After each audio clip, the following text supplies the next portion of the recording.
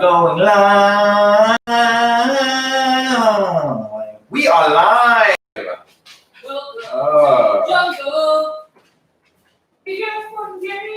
When others discourage you, your success is defined by you, not others. That's really good advice. Today's topic, I write it in the comments. Okay. USB so different. So you put it in, it's not right, and you flip it over, it's not right, and you flip it again, and it goes in. Does it work? Does it work? This is actually a perfect.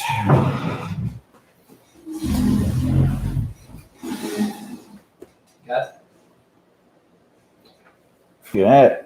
And you can kind of see this, so it's like even more behind the scenes. Oh, it's like we're behind all the scenes. Look at that. That's gonna make it nice. Look how nice that makes it. Oh, that's nice and bright. Wait, does that mean that the camera is in front of the scenes? Yeah, the camera is definitely. So like that's in front of the scenes, but that's behind the scenes. You don't do drugs, right? How about it's on the left on, so we actually have No. That light is like amazing. Look how amazing. You are amazing. Open your blinds up. See if that adds to it. Okay. Oh yeah. Listen, natural sunlight will always outweigh fluorescence. But doesn't all white weigh the same? It's a lot of value that I don't feel like I want to deal with. Do we have to? Oh, that has to be plugged in, right? Yes. That's how it's connected to the computer. Yep. Okay. Like it's getting power from the computer, so I don't need anything else other than that one cable. And But then your computer's full, right? Because let's try it out the plug and see if that does anything. Still gonna plug stuff in. What do you? Oh yeah. What are we gonna plug in? Well, your computer. No. My computer's full. Oh, I'm gonna set it up just in case we do need This guy over here. I'd rather be, ready in case and not have to scramble to cover it up. You're weird. Oh, this way. It's better to have and not need than need and not have. Who? Bob? Who are we talking about? Greg? Greg, how are you today, Greg? Hey, guys. Hey. Carol, can I help you? Yes, I am wearing pants today. It's not a normal thing. Oh no, take that away from me. Carol, watch out. You can only do it if we're gonna pay attention to Watch it. out. Carol, get away. It's funny that he went in and took it. He's like, this is my dragon, Papa. Dad, I got a dragon, Dad. Dragon, it's my first toy, you know. He's my dragon, Dad. That's my dragon, Daddy.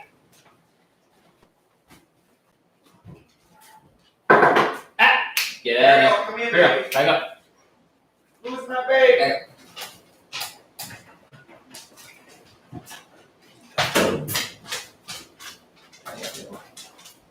We got the thing, we got this thing, we got the other thing. Oh boy. Can you get my headphones, please? It's a little personal, but yes, sure. Thank you. Oh, headphone.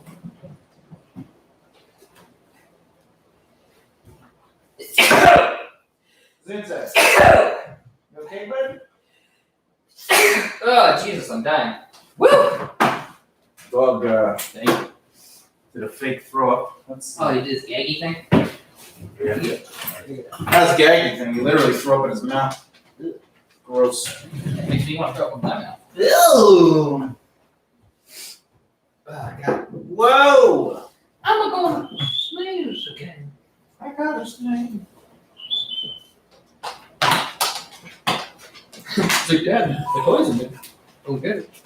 Daddy, I love you so much. Good, I'm just going to get them all. Yeah, I'm just gonna throw up over here so you pay attention. Blech. Look, a microphone. You're a microphone. The K is not silent. I want to spell words with letters that aren't in them. Sure you don't want to go back to therapy? I'm trying to be inventive. Yeah, sit in your chair, kid. An artistic. Sitting in your chair. Hi. Hey, Pop. Hello. Oh, that's good. Look at that shot. That's a good shot. Ooh. See, you're in the center. Nice. It's beautiful. You're beautiful. No, you're beautiful. No, you're beautiful. What's this? That's a headphone. What am I gonna do with those? Listen. Huh? What? What? Ooh. Joe Rogan doesn't do it. Uh, We're done. No rush. No I rush. can. I mean, good thing we're not rushing. What?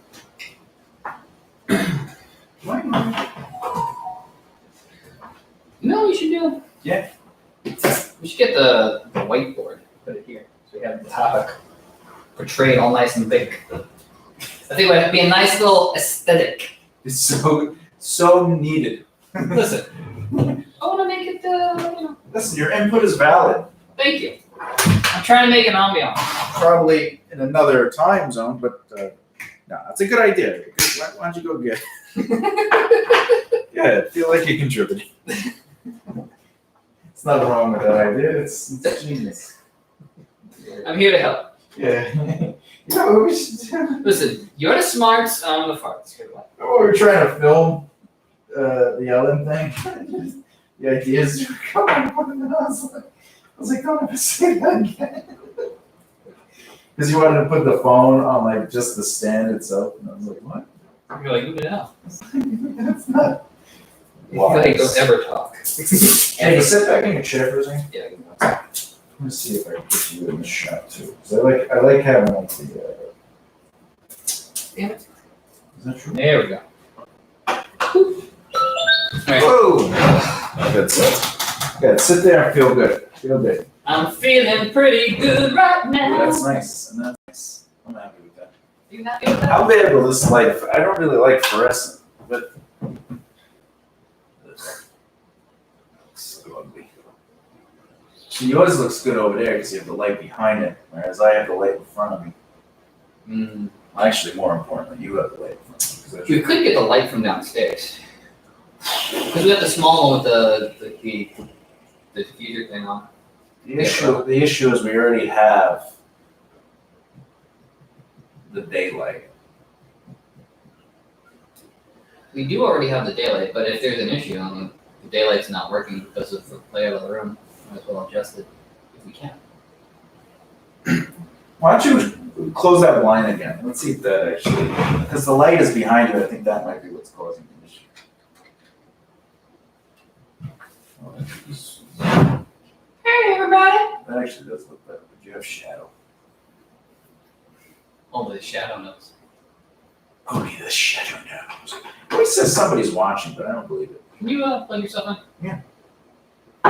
in? Ignores. What am I doing?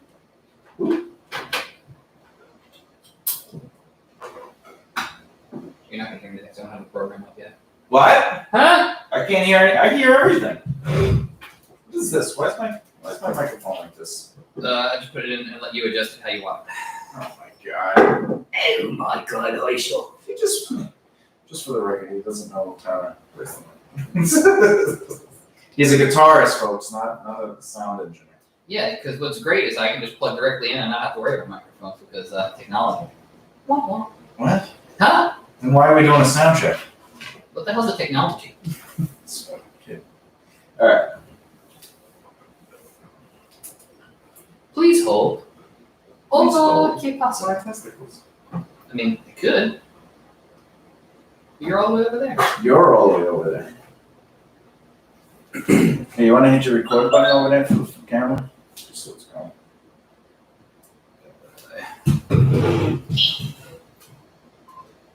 Recording. BBR. Where? Cat. Today's date is 9/13/20. That's...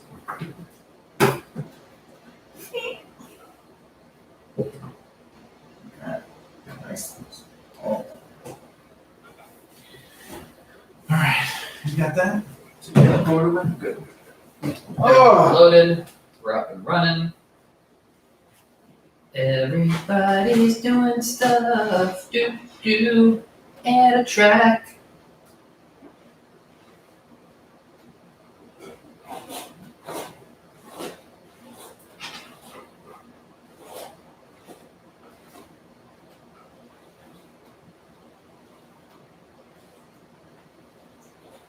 Ha, ha, ha, ha. We don't need that. We're gonna label you JD Mike. And we're gonna label you Thomas Mike. And then we're gonna go here. And we're gonna go there. We're gonna set up so that everything's going to the audio box. Audio box. Audio box. Audio fox. I was a fox once. I was a fox once, fox once. What does the fox say? Hola.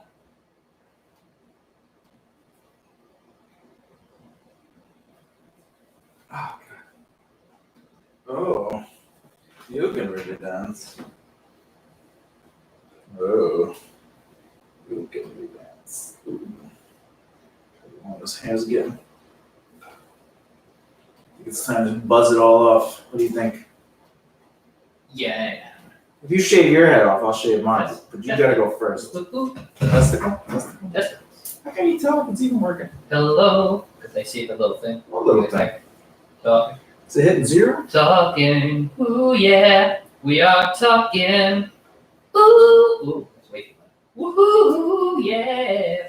I'm talking. Oh, I probably shouldn't bother her. Hello. Remember to leave the effects on. Hello. Ooh. What do you got over here? Let me see. Can I put on like a phaser and a chorus and an automatic How lock? come when I ask you if it's hitting zero, you tell me yes, but there's no numbers. Because I know that it goes to here. Where? Here. Hello. Let me see. What's zero? Peak. Peak. Wait, Peak. Peak. Peak. You think peak is zero? Boop, boop, boop. Boop, boop, boop, boop. No, this is at zero right here. oh God.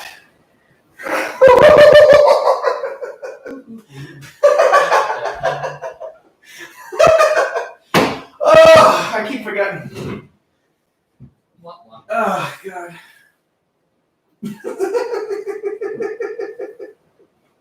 Like, I can't. Don't do your thing. Wait, I need to get this in. So let me get this straight. Every time I says, make sure it's not going higher than zero, you thought I meant volume? no, What did you think I meant? higher than 0 dB. But you just pointed to the, what is that? What does that knob do? That's the decibel level. That's the decibel level? Yes, that's why it says 0 dB. So what happens if you lower it? Does the volume go down? Volume does go down. All right, so that's the volume or the gain switch, correct? Correct. All right, so that's not what I was talking about. Okay. That's funny. Haha. It makes a lot of sense, by the way. All right. Talk into your microphone, please. Why? What are you checking? If your stuff is coming through. Hello, hello, hello, hello, hello, hello, hello, hello. Keep talking. Hello, hello, hello. Blah, blah, blah, blah, blah. All right, it's good. Keep talking. Hello? Hi.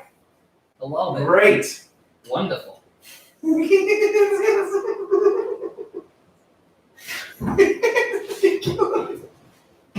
I really, look, it's just funny. It is really funny. It's so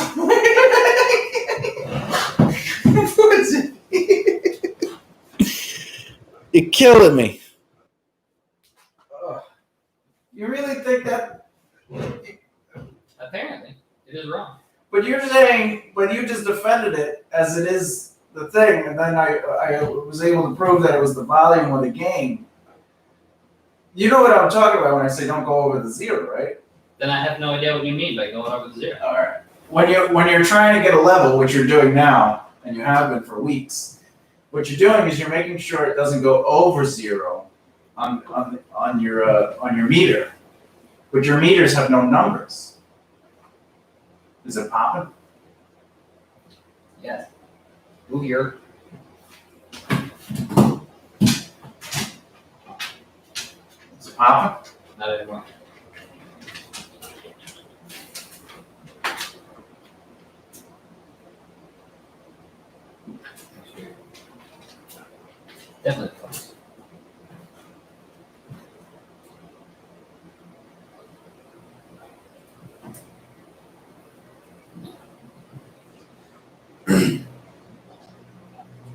All right, so when you're getting levels, you have to get a level based on it hitting 0. But you don't have numbers on your gauge. I do not have numbers on my gauge. Does the, is it green, the line? Yes, Now, if it goes higher, does it change yellow then red? yes. Okay. Basically, right as it turns yellow would be directly over 0. So if it hits yellow, that's just too high on base, like just your natural, your baseline. So Not the base, as in, yeah, the baseline as Like- like that's 2. it's just like, well, no, when you're setting your baseline is your natural talk. Like, so if I'm talking to you like this, hey JD, how's life going? What's going on, JD? Everything good? That's your baseline. So that's what you're actually, you're checking your levels for. You're checking the baseline levels. And once you establish that, we don't have it here, but traditionally what you would do is, well, if it peaks slightly over, because I went, whoa, I can't, like we get excited. Yeah. As the engineer, what I would do is I would hit, that decibel lower, like you can hit a button literally, but you don't have to adjust any volume. What you do is you hit a button and it just lowers the baseline.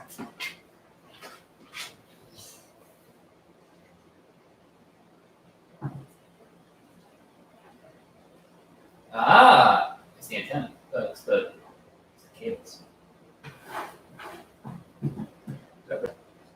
Yes. So if you're not trying to get the levels based on that, you're not getting real levels. That's literally what I was doing and what I have been doing.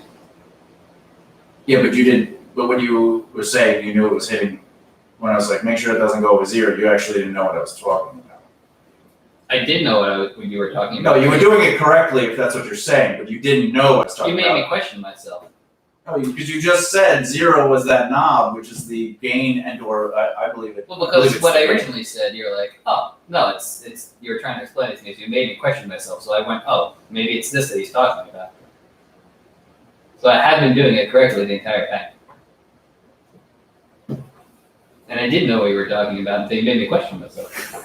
We're gonna have to go back to the video. Which is part of today's lesson. All right, but how come there's no numbers on that? That's a good question. I didn't design it, so I don't know. There should be a way to actually make the numbers, and you could also adjust it. You should be able to adjust it. Yeah, you can. You can adjust it here, you can adjust it there. There's compressors you can get down on here. There's other levels. There's other way. What does a compressor do? It compresses. What's the difference between a compressor and a gate? That's a good question. I do not have the answer to it. Either do I. All right. All right. We good? Yeah. How's the volume? Mine's good. Do you like it? I do. On a scale of 1. I mean, I'd give it at least a 4. Is it hitting the 0 decibel? It's not going over 0 decibel. Alright. Is that high enough? You hear? Hello? I can't hear anything. Really? Yeah. It's all right. I don't give a shit. Hello? Hello? Hello? No, it's really loud. Can Hello? you hear it? I can hear it. I can hear Is it low for you? it. No, it's fine now. I can hear it like it's normal. I was gonna say. It's normal now. Oh, It's normal now. that's really loud for me. How loud is it? I mean, really loud. I don't know why that is. Maybe because my earballs are working. What? What? Huh? Alright, I'm gonna make tea. So we have some. I still am. I'm on the fence on our conversation. We're gonna come back to it. You can come back. We might have to come back to it on the show. Come back to it. You want tea? Yeah, I'll take some tea. Please don't poison it. Anyway, What do you want? check. Chamomile? Chamomile's fine, so I fall asleep 90%. You want sleepy time tea? Yeah, give me But it's a some. wakey time. I don't know. Ugh. We gotta plug in the lives. The live? What? Yeah, the lives. What's live? My love dying love. Oh my god. All right. Hello. Check. Check. Check. Check. Check. Check. My name is JD. Do you talk louder than me? No. Why is it? Whatever, I don't care. You're in charge of this. What's the matter? No, what are your settings of you? Are you talking into my microphone? Well, yeah, but I was also looking at the interface. Yeah, we just have different ways of setting up baselines. There's no one way to do it. There's 1,000 different ways to do it. Well, I just I go all the way up to peaking, then I bring it down until it stops peaking. Yeah, but you do it with the microphone. And there's nothing wrong with that. It's just one way to do it. There you go. Thanks. How would you do it? I would start with making sure the master is up to probably mid or 0. And then I would have the microphones on 0 and then bring them up to peak. But your master looks like it's all the way down. Or is that all the way up? I can't tell. What? It shouldn't be all the way up. But what's the master knob on? Master knob is it's all the way down. I'm not saying this is the correct way to do it. I'm just saying this is the way I always thought to kind of do it. You bring it up to basically 50% or 0, So let's but not on 0, but like the concept of 0. So let's see. And then that's probably why it was so loud maybe for you. Because, and then when I was on your mic, you talk low to me, you said, right? Yeah, and then I also just talk. While I was talking regular, it was still lower than 0 as a baseline. On yours. Hello. Hola, ¿qué pasa? ¿Qué pasa? Hello? How are you today? Oh. The world is a vampire. Ding, ding, ding, ding, ding. The reason you do that, by the way, is the same reason on a guitar amp. You start with your master value before you add your gain, because that's your balls. That's like the bass. Makes sense.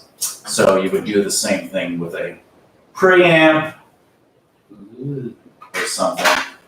Again, it's only one way of 1,000. You did it another way. It's just Here we go. you have more control, and basically what you did is you gave yourself more headroom. But whereas the way you did it, like you had our mics, I would say 3. Would you agree to this? You had it 3/4 up almost I have them at the same time. before you adjusted the master. When you first did it, you had them at 3/4 volume, meaning they were 3/4 all the way to max. They're literally at the same spot. So are they? Well, I can't even hear it, but did you have? Can you hear?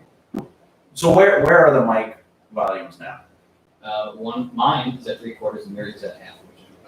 Yeah, see, those are that's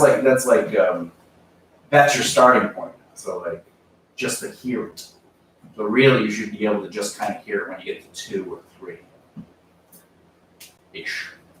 Can you hear the headphones? Yeah. Are they loud for you? I hear both of us. Clearly. I hear me, but I don't really like hear me. Let me see.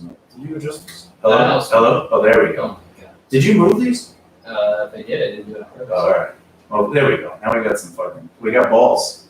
Ooh. I like to have balls. Ding, ding, ding. Oh, listen, if I make us go live on Instagram on the BBR, can you share it to Instagram on unless you want to go live on Instagram on your phone? Or is your phone full? Oh, wait, your phone does the chicka chickas? Son of a chicka chickas. Go live and I'll share it. Going live. Let me try this. Yeah, no, it's totally the phone sitting next to the kids. Oh yeah. Oh, yeah. It was the interference. Radio My interference. question is your phone AM or FM?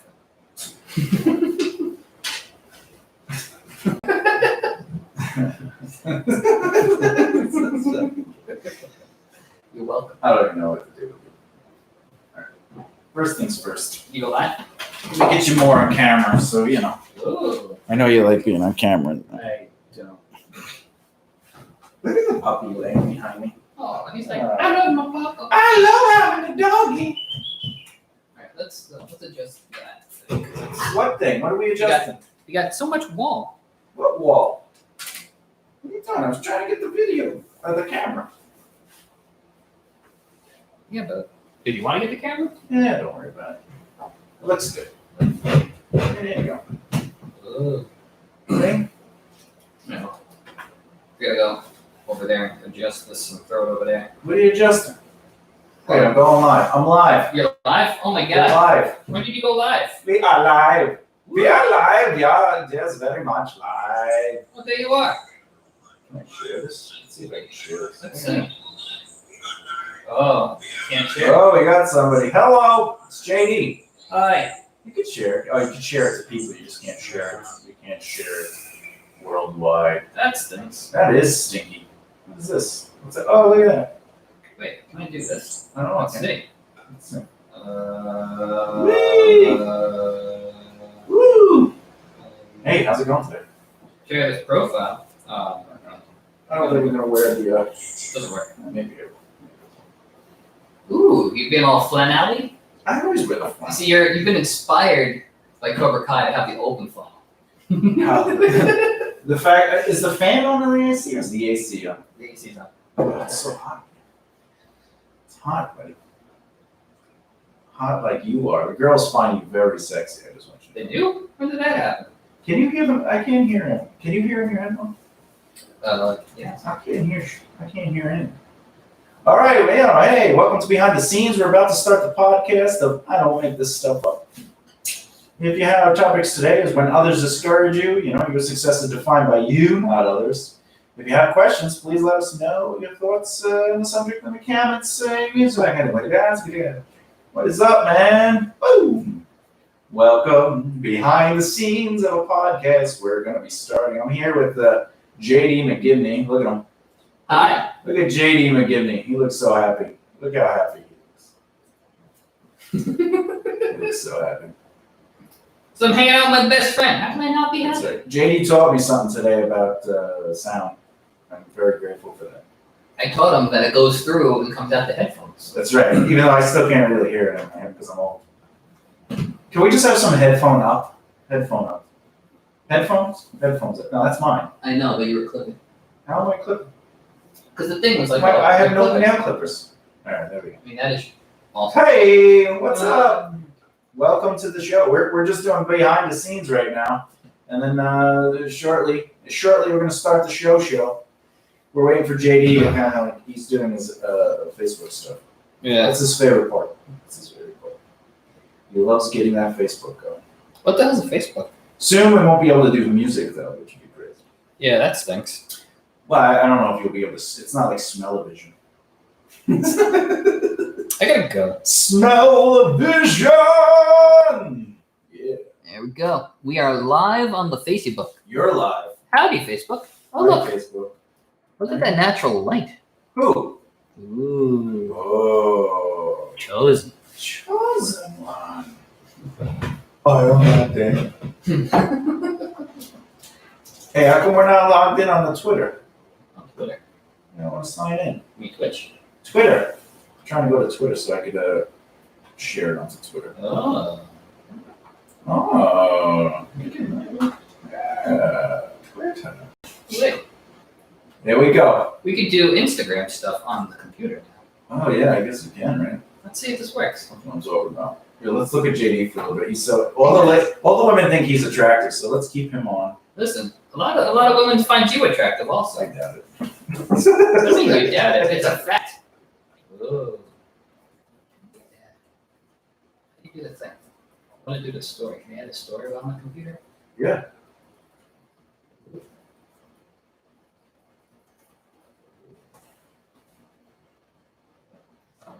Enter. Well, we had a story. Tweet. Hey, what is going on? Welcome to the show. We're about to start our podcast. This is a little bit behind the scenes. We got JD and Tommaso, and we're going to be talking about a couple of subjects in the entertainment industry, specifically We are going to talk about how people, when others discourage you and how to really react to it. And additionally, your success is defined by you, not others. And basically what to do with that excitement. And we're also going to start recording. Can we go? Can we start? Ready? Wait. You have to do my favorite part. Yeah, do your Parkinson's. There you go. Woohoo! All right. I only say that because I have Parkinson's somewhere. I wear it only when it's cold. Wait, why are you parking? Is that a That's a Parkinson, right? It's called a carpet. Well, I don't drive, so I haven't had to park in a long time. I mean, that's true. Anyway, let's get into it. Are you ready? Yeah, we're recording. I'm waiting for you. I'm waiting for you. Can you hear me? Yeah, I can. Can you hear me? Hello? Hello? Hello? I can't hear me. How are you not hearing? I can't. Why don't you just give me some headphones? Am I hitting zero? You're not. You're just below zero. See, I gotta be hitting zero on my baseline. Let me hit zero. Keep going. Oh yeah, am I hitting it? Ooh. Okay. Hey, look, I don't make this stuff up, and that's why we do this show. You know, we talk about things that we try to adjust misconceptions in the industry of entertainment or life in general. You know. Oh, this is nice. Yeah, It's like it's something. it is. So JD and I, we sit here and we talk about our 20 plus years in the industry. Well, drinking tea. Yeah, well, drinking tea, our combined 20 plus years, a majority of that being JD's. Listen, I was like barely growing my hair when you were retiring. I know. Yeah, I stopped doing music in 2007. JD, when did you start playing in a band? For funsies or for realsies? For realsies. For realsies, 2005, 2006. Yeah, see, I was already like, I A gotta decade get in out of going, here. I'm done. This is. If I had met you while I started, we wouldn't have been friends though.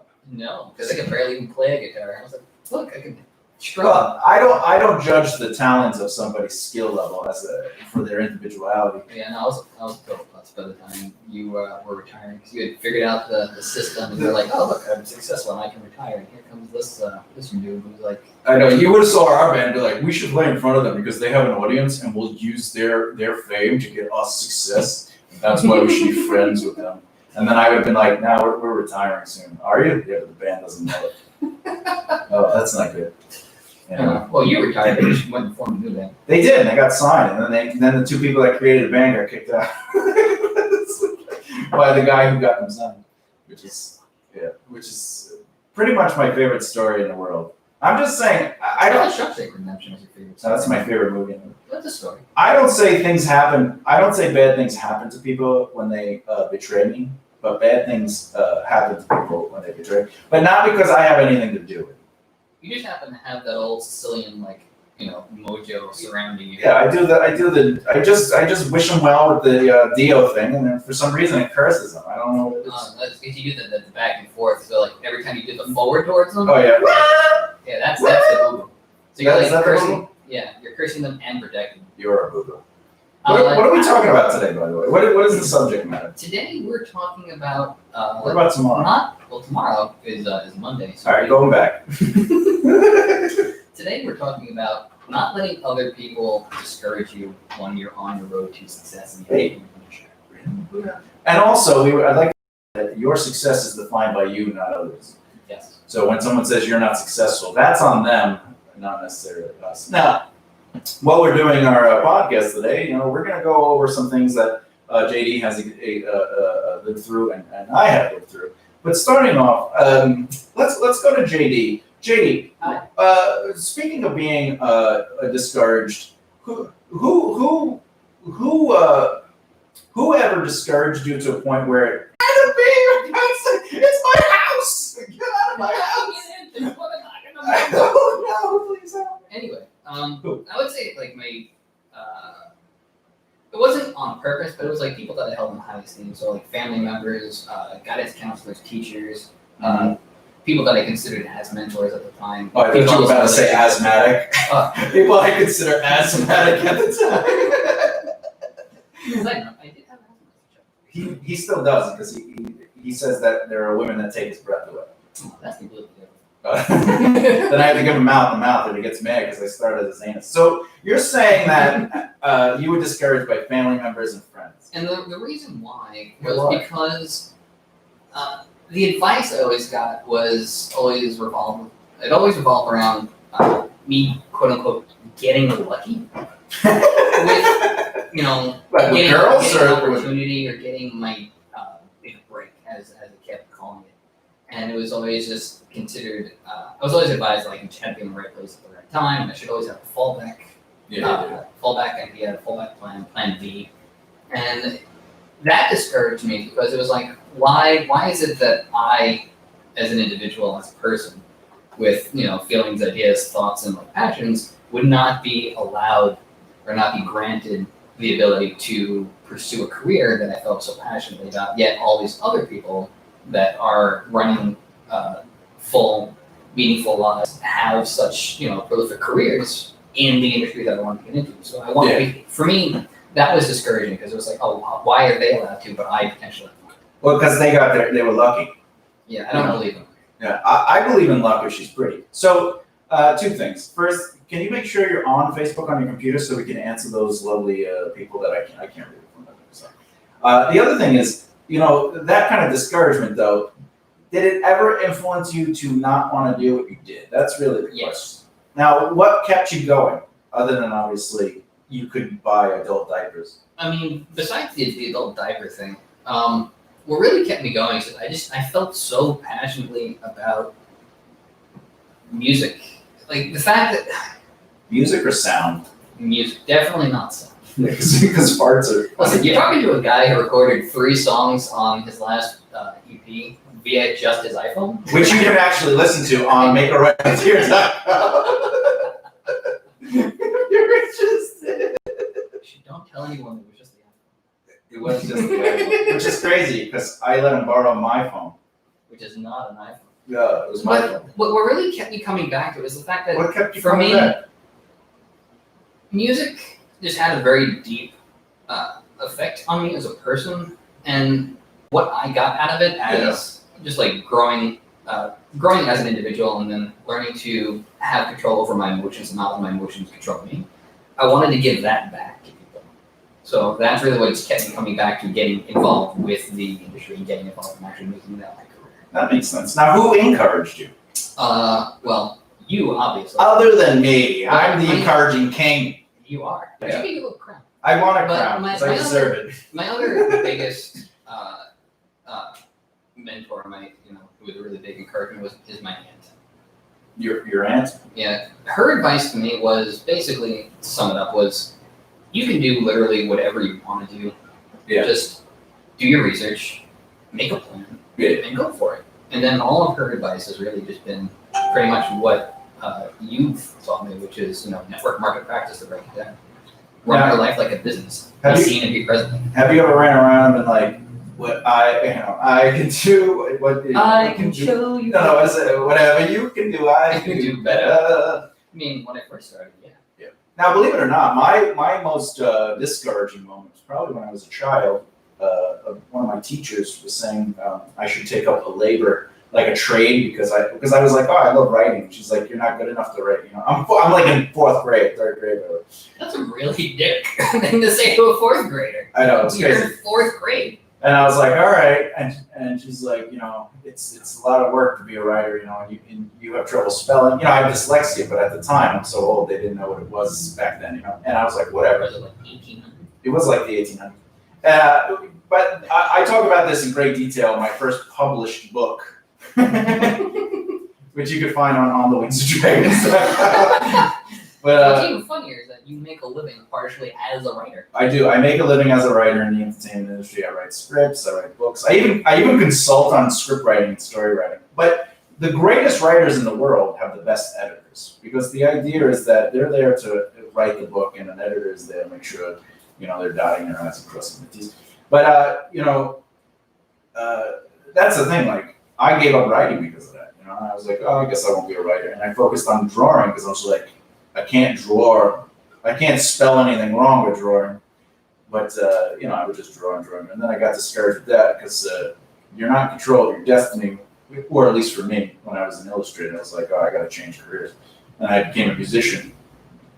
Then everybody I knew was like, you should go get a real job. And I was like, this is my real job. Like, this is my career. And then when I got real jobs, quote unquote, like survival jobs, like, oh, good, you should try to become manager. And I was like, I don't want to. And then I would become manager because like I was just nice and Because like people people like like me. Yeah. And until you explain how they're doing things wrong, and they're like, I'm cranky. I'm cranky. Well, I never told any of my bosses they were doing anything wrong, but because I was respecting It's their my elders, JD. So and taking their advice and trying it first. But I think you just pointed out that he's old. I am youngster. Listen, weren't you not even 20 when I stopped playing music? You were 17 or 18, right? Because I was 27, 28. Hold on. Yeah, no, I was 19 when you stopped. Yeah, you were a wee lad. I couldn't even go to a bar legally. I know, which is crazy because Sorry, I couldn't buy alcohol. you couldn't even reach a bar legally. I mean, now I still probably can't. No, we have a stool in the kitchen. So, that's the thing though. Like, the only thing that kept me going with music is that I just knew that's what I wanted to do. Like I said in one of the previous podcasts, my plan B was my plan A. Yeah. I didn't want to do anything but be in entertainment. That was my goal. And any job I had that wasn't in entertainment, I didn't work there with the mentality like, this is it. This is what I'm doing for my. I was just like, all right, I'll work here, and I had no interest in any job I ever worked. That was not in the It industry. was purely just a survival job. If we figured out exactly how to. It wasn't even survival. Like I literally, like if someone called me up and like, hey, do you want to go on tour? I go, yeah. Or you want to work on this thing for a couple months? Yeah. And I would just not work anymore, and I would just do that thing. And then, but I was doing it in such sporadic ways. I was like, what if I had more money, like stockpiled? And that's when I worked 3 jobs nonstop. I stopped everything. I kind of practiced, and I still was like doing my networking and everything. But You're like, let me just save up this foundation. dude, it was hard. I was sleeping in my van. Like, even though I had a place to sleep and a place to shower, like, I just never went there because I would like go to work. I would sleep during my breaks, and then I would go to the next job. I would sleep during my break. Then I would sleep between whatever and whatever, and then I'd go. It was so crazy. We were talking to Justin that one time. He was like, "Yeah, we were scared. He didn't show up to practice, and we were like, he would never do that. We thought you were dead, and you were just sleeping." I was like, "I was dead. I was super exhausted." But anyway, one of the the only encouragement I ever had was education. Like I was never like, "You can do it." No one's ever said you can do it. I've gotten, "Oh wow, you're really good," or "Hey, you're amazing." Like, but that's not encouragement to me. That was never like you can make it or you can do it. I've never had that kind of ever in my entire I life. think a lot of people who choose to go into entertainment, go into the arts, have that similar story, basically, where they're like, they don't have that type of encouragement.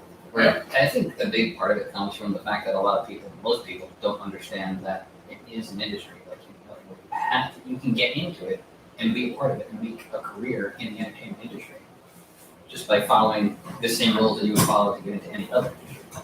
Well, that I agree with. But I mean, it's like, imagine you said to somebody, "Hey, I want to be a teacher," and they're like, "Oh, that's 6 years of your life. You got to get a master." And you're like, "All right, well, maybe what should I do?" And they're like, "You should go work, at a supermarket."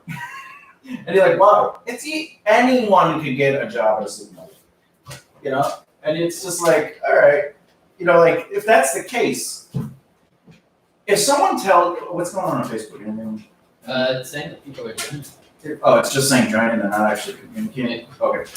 So, when someone says in the entertainment industry, "Oh, acting, there's a lot of people in the acting industry, it's going to be difficult," or "You're a musician, you know what the chances of you making it in music?" And you hear that and you're like, "Oh yeah," but it's the same thing to be a lawyer, a doctor, an architect. Even if your idea was like, "I want to be a manager of a supermarket," like, what are the chances of that happening?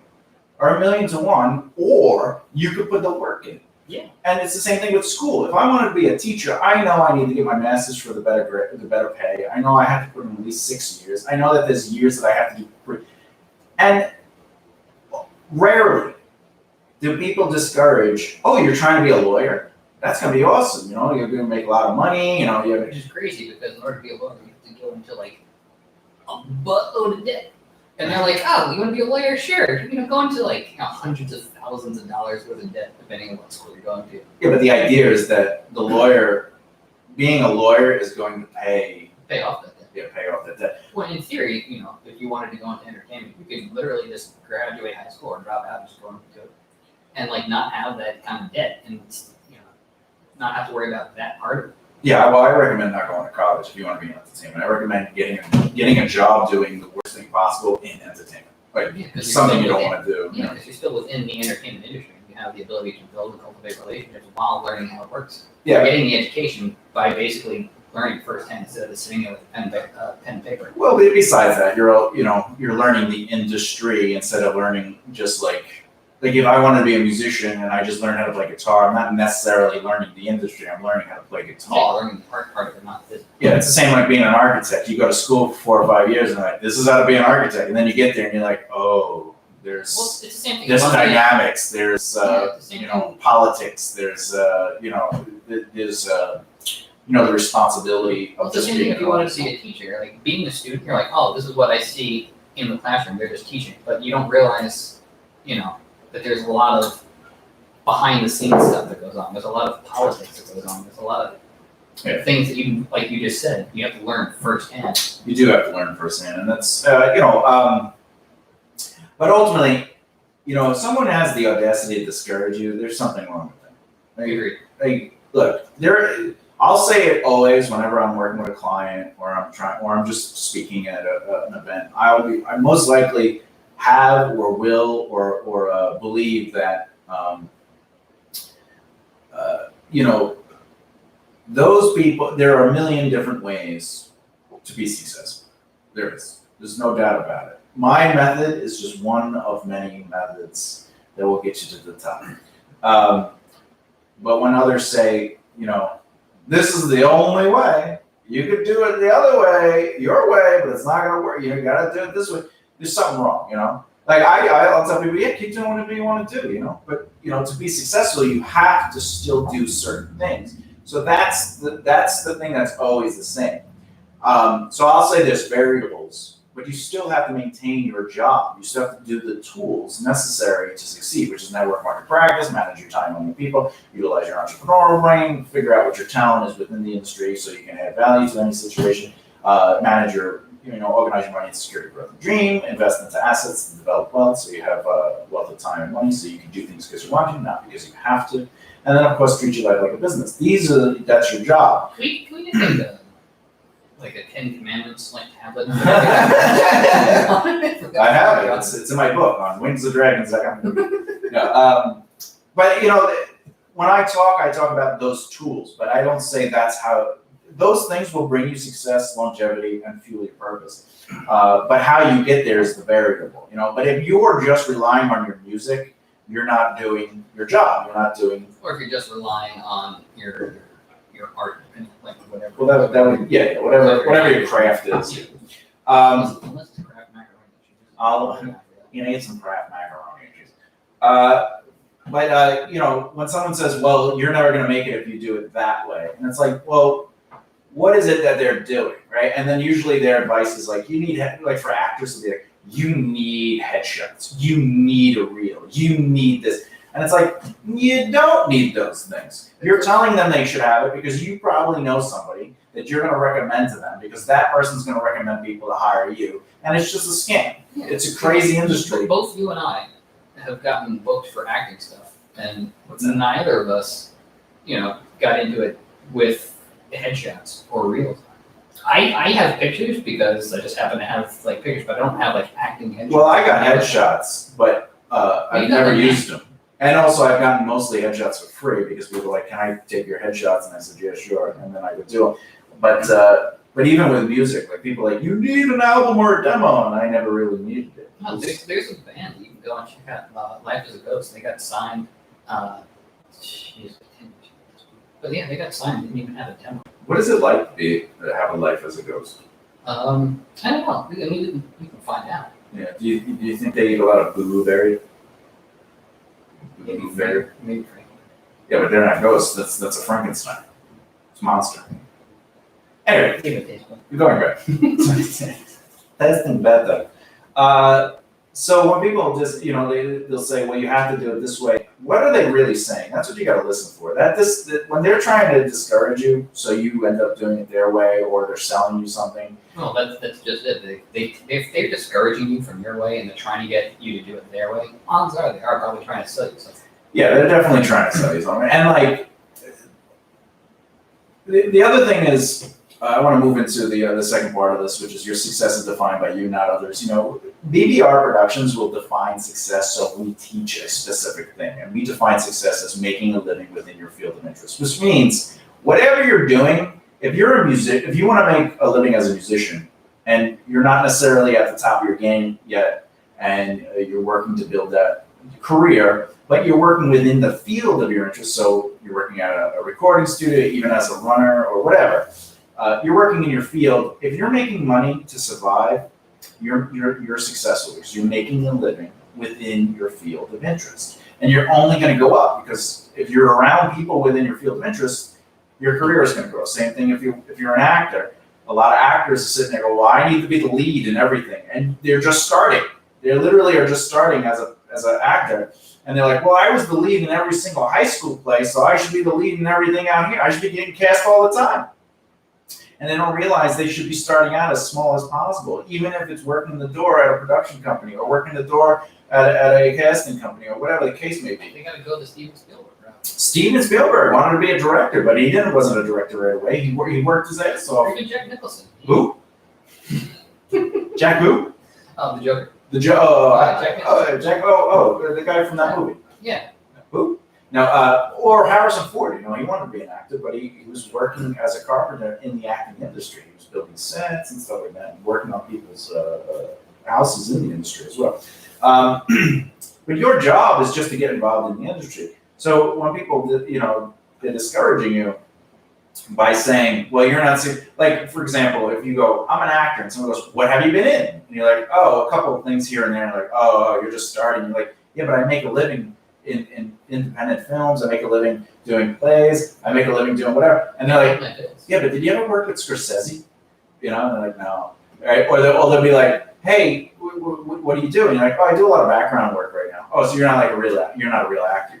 And it's like, what's funny is that a lot of background actors probably make more money in a week than some of those people, especially if you can make $1,500 easily as a background actor if you're working Monday through Friday as core, which is insane. So, it's literally just like walk in the background. Oh, look, we're holding some coffee, holding some papers. Or doing nothing. You're just sitting in the back. Or you're just sitting and holding, not even on set, just drinking coffee and eating snacks, which is crazy. I'm not saying go at it and try to be a background actor, because background is just a means to an end and a way to get into the industry. But if like after 3 years you're just doing background, you haven't really elevated your career by utilizing networking opportunities. Unless literally that's what you want to be doing. Unless literally that's what you want to be doing because you have very curly hair. So the idea is that. But. Yeah, that's. I don't know what you're talking about. Yes. What is today? Saturday? Anyway, anyway, the other thing is, so again, BBR, our definition of success is making a living within your field of interest. A living is work, the cost under your overhead, affording your overhead, not a lifestyle. A lifestyle is basically living off of your wants, right? But you define your successes. Don't let anyone ever define those successes. We only define it because we're teaching something, and we want you to see what you're doing to progress, and then go, oh, I'm making a living in my field of interest. It's working. We do it so this way there's like a way to measure. Yeah, measure the growth. But for you, if you're like, I want to, if I could perform in a play once a month for a year. That to me would make me feel successful. Then that's it. That's your success. So if you do that, money or not, you succeed. Yeah, you set a goal and you achieved it. Yeah, like just recently we were talking to someone and they basically said I wasn't successful because I didn't write any major film or television show. Basically, you haven't worked with Marvel and you're not successful. Yeah, I haven't worked with Marvel, so I'm not successful. And a majority of the work that I do is other people's work. I get hired to write other people's scripts, or I get hired to clean up the scripts, or I get whatever. Even though we write our own stuff, Or you also just get hired to consult as well too. well, I get hired to consult on a lot of projects and develop. But this person said, I am not successful, and because I haven't had a movie or a TV show officially picked up, I'm not successful. And then they said, basically, me being in the room getting meetings wasn't that big of a deal because they take meetings from anyone. And then she contradicted herself by saying, well, the only way, the only way you can get into those rooms is connection, which, that's a discouragement, but It also definitely sounds kind of scary. it's very scammy. Do you know Scammy Sammy? No, so, but anyway, so you have to define your success. Whatever it is you feel is success for you, then that's it. I mean, again, ultimately though, what you should be doing to get to the highest level of having a career, even if you're just doing background, even if you're just a touring musician with somebody else's band, even if you're an artist working on someone else's comic book or, just doing illustrations, even if you're a writer, ghostwriting for people, or whatever the case may be. I wanted to do the Johnny Boyce thing too. You read my mind. I did, which is weird because I usually hear nothing. I'm kind of just imagining you now, like sitting there writing in your pajamas, but your head's like a skull on fire. But then, like when you're done writing it, you go back to like normal house. I'm just letting the folks see you on live Instagram Listen, I for your last show. By the way, if you want to see what JD's up to and how he's doing in life, you can go to where can they find him? They can go to imperial.com. Imperial. How do you spell that? M-A-K-E.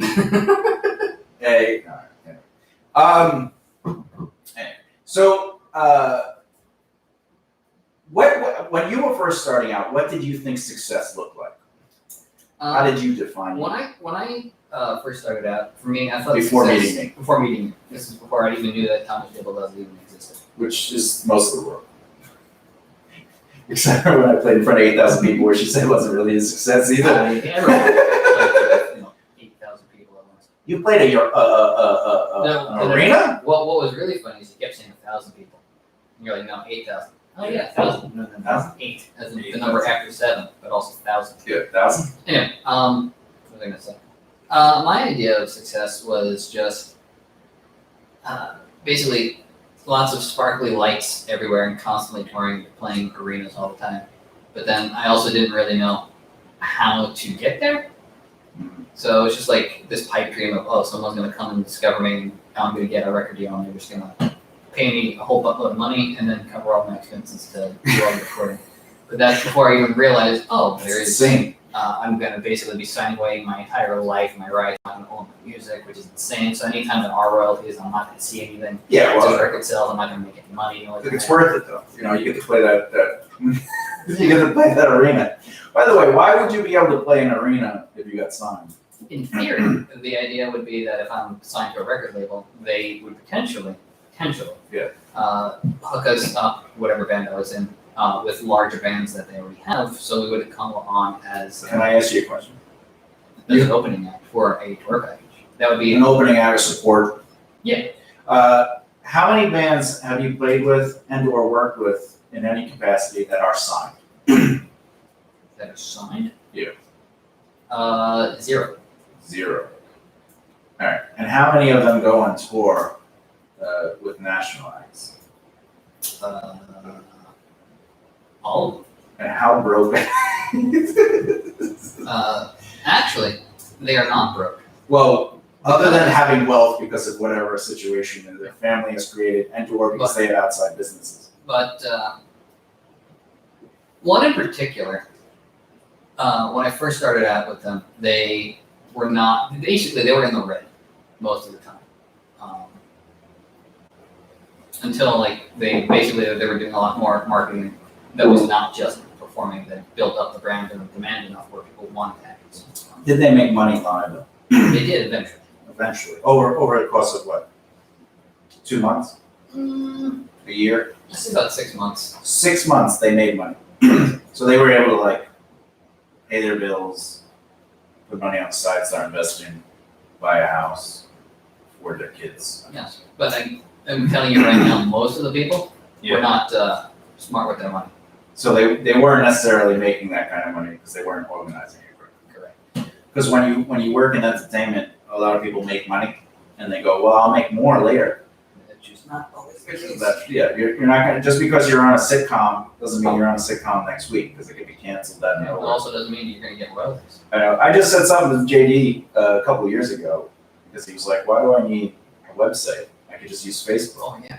And I was like, Talking about this yesterday. And I was like, why would you do that? You know? And he's like, well, because it's free and and I was like, yeah, but one day, Things could change. yeah, what if the platform vanishes or they take control or they change like MySpace? Where they say that you can no longer play music. Which is what MySpace just did recently. And this is Facebook, yeah. So this is like 5 or 6 years later after saying that. And I literally yesterday was just like, one of your lessons popped into my head. Yeah. I was like, remember when you were like, oh, you should get a website, and he gave you a tough time. Yeah, well, you give me a tough time with everything, Well, including what the 0 DPI is, but listen, it's in my job description. yeah, it's good. I have to keep you on your toes and make sure that your, argument/debate muscles are still fully flexed.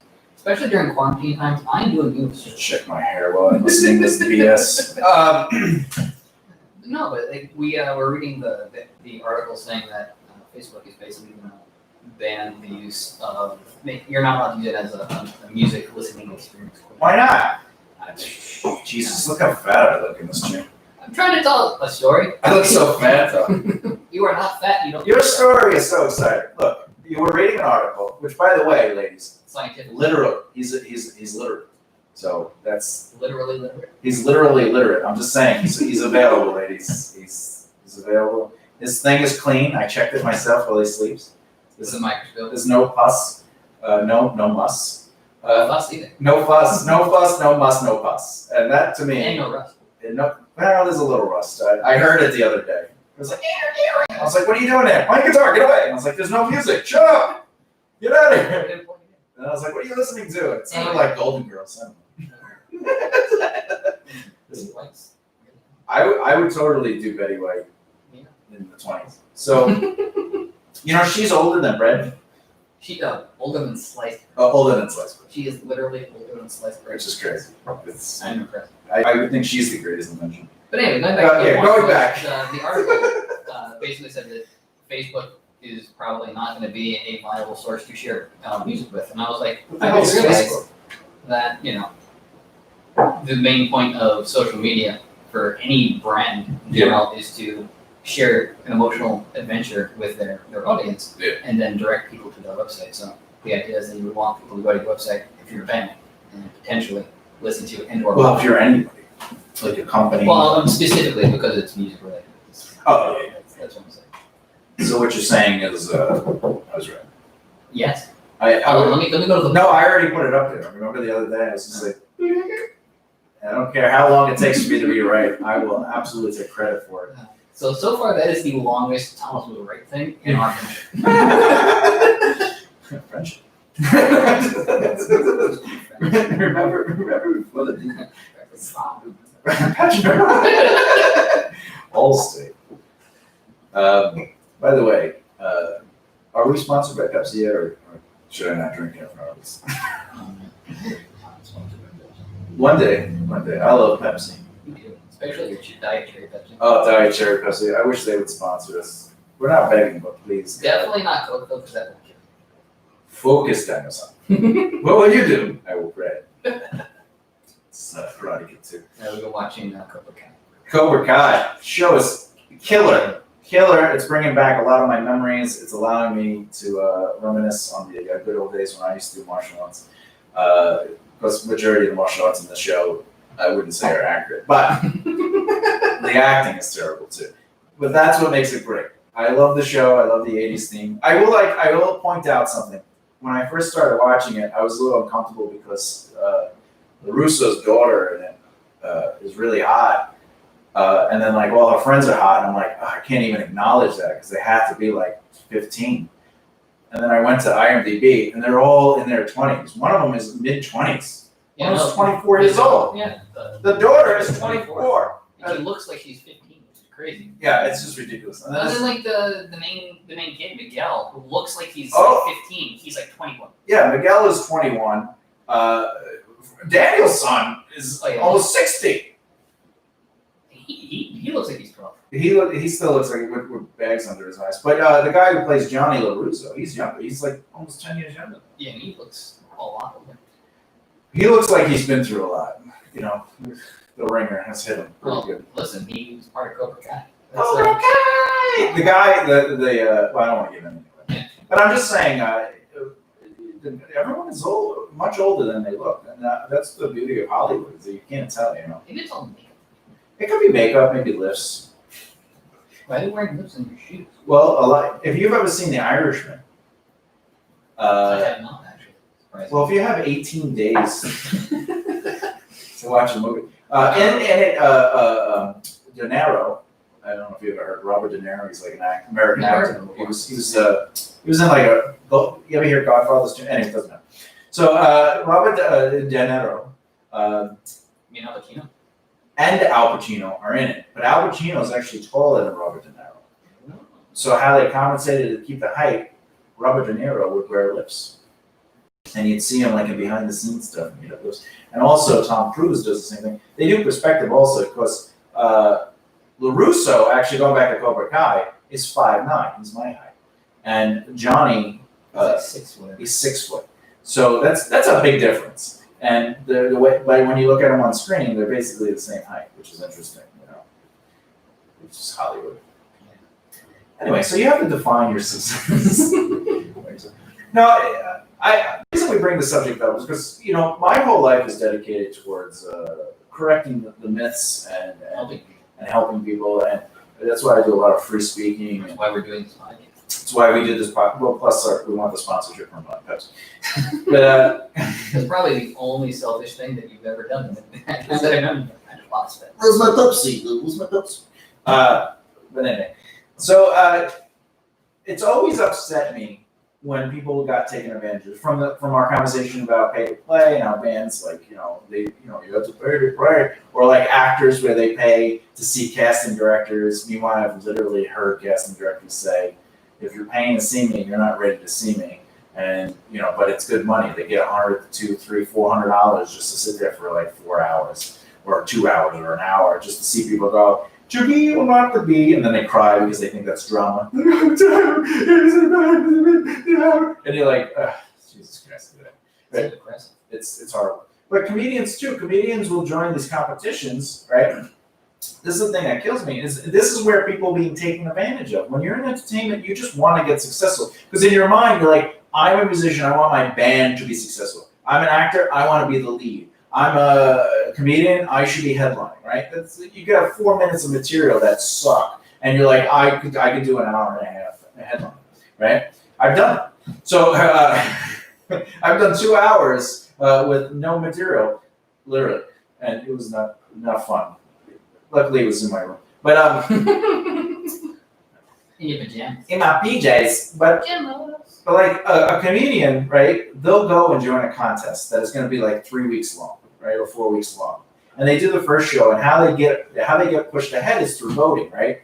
And the voting goes basically the audience comes in, right? And if they bring their own audience, the audience is going to vote for them. So if you bring more people to vote for you, you're going to win, right? So let's say you can get 20 people there, and each person spends $20. That's $400. $400 that the club just made on you, right? And you don't get any of that, right? But you get passed, and then you get to go do the third week, right? It's third week, and you got to bring more people, right? And now it's you and 4 other comedians, and now they're gonna, all right, let me bring 40 people. So now 40 times 20, $800. So you just brought them 800 plus 400, that's 8, 9, 10, 11, $1,200. You still haven't gotten paid yet, right? Then you do your third show, right? And this is the semifinals. After this, it's going to come down to you and one other person, And again, you bring another 40 people, so that's another $800. So 8 and 12, $2,000. So you brought them $2,000, $0 in your pocket. Finally, it's insane. Finally, you get to the finals. Half the show is your audience, and half is the other audience, right? So you brought 50 people. 50 times 2 is $1,000. You just brought this club $3,000. they may pay you $100 because you won. And you know what? You get a Friday, Saturday slot to open up for so-and-so performer, right? And sometimes it's not even a major headliner, it's just some like local headliner, right? And you don't get paid for those days because you got the $100. Genius. But that to me is taking advantage of the people who just want to perform. Now, don't get me wrong, if you're paying for lessons, like let's say I wanted to be a comedian, I went to a comedy class, and it's whatever, $400 a month, and at the end of the 12, or whatever, it's $400 for a 12-week course. At the end of 12 weeks, I get to do a performance and people could come. I'm not gonna get paid for that because that's part of the class, part of the experience. You know, I'm gonna teach you how to write, not that I do that, but that's usually what a class does. They teach you how to write jokes, they hone your jokes, they let you perform in front of the class, and then it's working towards the last day of the class is you get to perform in front of friends and family, right? But that's different. That's like a recital. It's like if you're a kid, but it's the same thing, again, with actors, paying for casting directors, getting paid to see you, agents to see you, maybe going to like, there's a bunch of them. There's a bunch of like tap is sort of like, hey, pay us, we'll get you in front of the right people. Listen, don't ever pay anyone to get seen by the right people because there's something wrong with that. Yeah, like, what was I saying? What are you gonna say? I totally What are you gonna say? Yeah, cameras on you. Like what you said earlier, if you have to pay to see somebody, like they don't know who you are, they're not emotionally bought into your brand. Your brand isn't valuable enough for them to be like, oh, we invest time into potentially working. But again, not that they have to have heard of you, right? It's not like, when I go into the rooms, usually they heard of the project, they didn't even heard of me really, but I think it also comes down to if you're introduced by somebody that knows them, like there's the introduction where it's like, all right, well, if you know this person and I like that person, then I'm gonna like you a little bit, but if you just, hey man, I paid $100 to see you. And then the worst part is, they're paying attention to you. You know that, right? Like if you're, if you're, let's say you're an actor, okay? So say you're an actor. I'm an actor. Right? And you pay $100 to be seen by 4 casting directors, okay? And you're in a room filled with actors, right? Traditionally, do you think that person is going to try to make friends with those other actors? No. And then they go in the room, they do their performance, and it's all about them, and then they leave, and that's it. They're watching that. They pay attention to that. In fact, something I was taught to do that I still do to today is I'll fake being somebody that's no one, and I'll hang out on the line that's to like something I'm working on. Like if we're doing casting, I'll hang out on the line, and I'll mess with the people. I'll be like, oh, what is this? Do you have a monologue? Like, they're gonna hand, and then people, they do the same thing all the time. Hey man, you focus on you, I'll focus on me. Or they'll say like, they'll answer me, but it'll be like, it's a monologue. Like they won't talk to me. It's like it's a monologue, and I understand I'm supposed to give them the space, and like they're working on their lines. Yeah, but the way there's a difference between someone that's just gonna like say like one word answers to get you to stop at someone that's gonna be like, oh, we need help, here it is. All right, we'll go back to it. Yeah, it's like yeah, exactly. Like I'm just trying to prepare myself, but like I don't want to come off wrong, there's a behavior. Or I would say, hey, are you a team player? We should be helping each other. And then they'll laugh at me, right? And I'm like, okay. And then the door will open, and I'll walk offline and go into the door and just hear say, oh. And then they come in the room to read, and it's me and 2 other people, and they're just like, oh, you're in here? I was like, yeah, my production company's running this. And they're like, oh, do you still want me to do my monologue? No. You can do it. I'm probably not gonna cast you. And they're like, why not? I was like, because we look for team players. We look for good hearts. We look to throw the mics on the ground. You don't care. Oh, that drives me. Oh, we lost something. Oh. What happened? I guess the batteries weren't fully charged. Oh well. Also, the recording stopped a while back, so we have just those. Oh, and this. And that. What happened? I don't know. Technology was weird. We did get rid of the buzz. The recording, did you start it up again? Yeah, we only got 15 minutes of recording before we started it. We got a good hour in. Really? Yeah. What happened? I don't know. Oh, this is gonna be a crazy episode. But we did get rid of the buzz. We did get rid of the buzz. Let me see what's going on. Talk to the audience. Not that it's being recorded. We're currently going through some of the technical difficulties. Technical We difficulties. got rid of one issue and got three new ones. And we're also trying to not disturb the dog. Can you do me a favor? I can. What do you need me to do? Plug these in. Yeah. Plug those bits down there. And then wait, one of them I need. One of them you need. It's a good. What do you know? Wait a minute. All right. We haven't even gotten an hour in. Oh, what's going on? Jesus. We got haunted today. That was weird. That was very weird. I'm trying to figure out the recording thing. No, it said that the disc was too slow, so I think I just me being on Twitch and Facebook. Oh, yeah, that makes sense. But, yeah. That makes sense, sir. Where's the on button for this one? Woo! Did you find the on button? Over here? You're gonna have to zoom out a little bit. Whoop. Zoom out a little bit. There you go, perfect. Perfect, right there. Hit record. Ooh, we're recording. Ooh. That was weird. Ugh. How much have you been recording new? 2 minutes, 24 minutes. Oh, Yeah, so I got 8 minutes of the past 8 minutes. Terrible. Well, this is a good mic too, so it'll be cool. It'll be weird. People say that it's a ghost. What happened? Where The was ghost from New York came with us. The ghost from It took me so much, but I'm here. This ghost is annoying. It's the ghost that's with the most. He's the ghost with the most dust. Wait, let me put you on. My Instagram. It's There you shitty. go. That's what he looks like when you see him. Look, I don't know, I mean, do you want to express the planet? What's going on? Is it planet?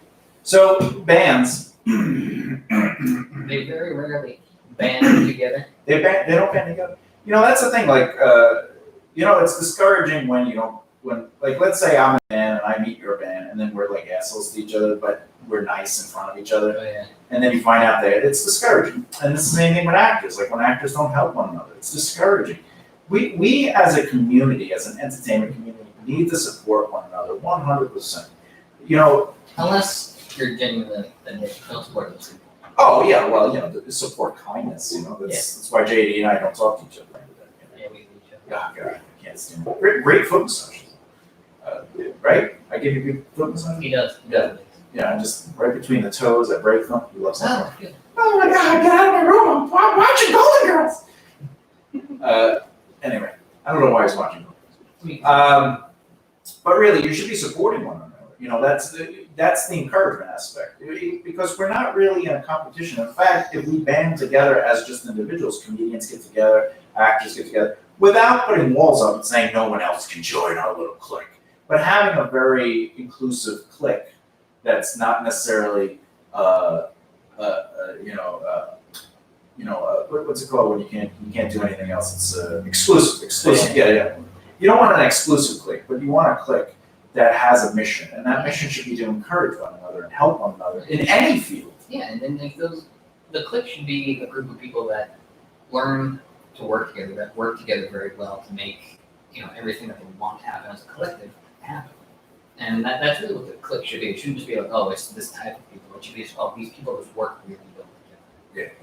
And sometimes they don't work well together, and that's okay.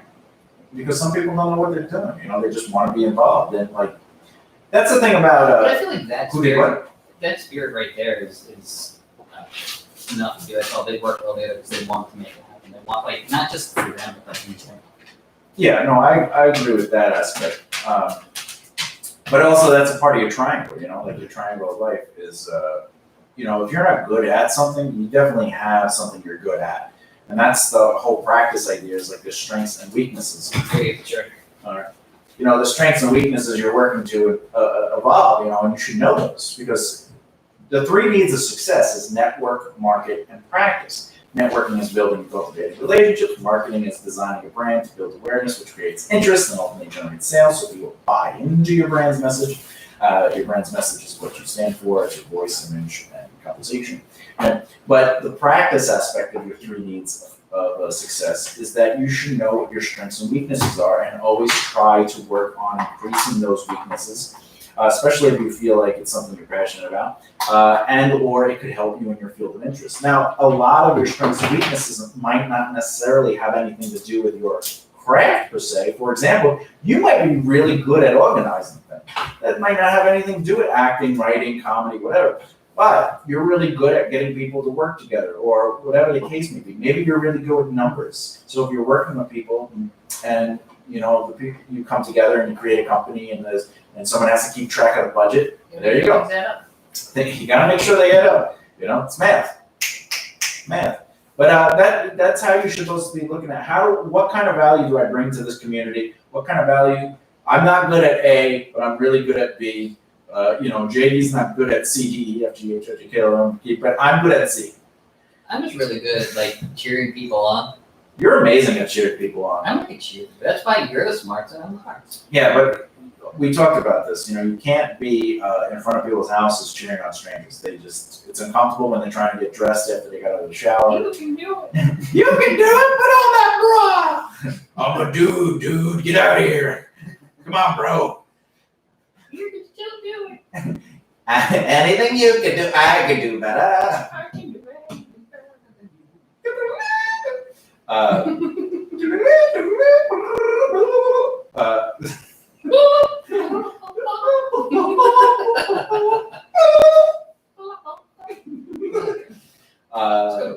Russia. You want to go to Russia? You want that?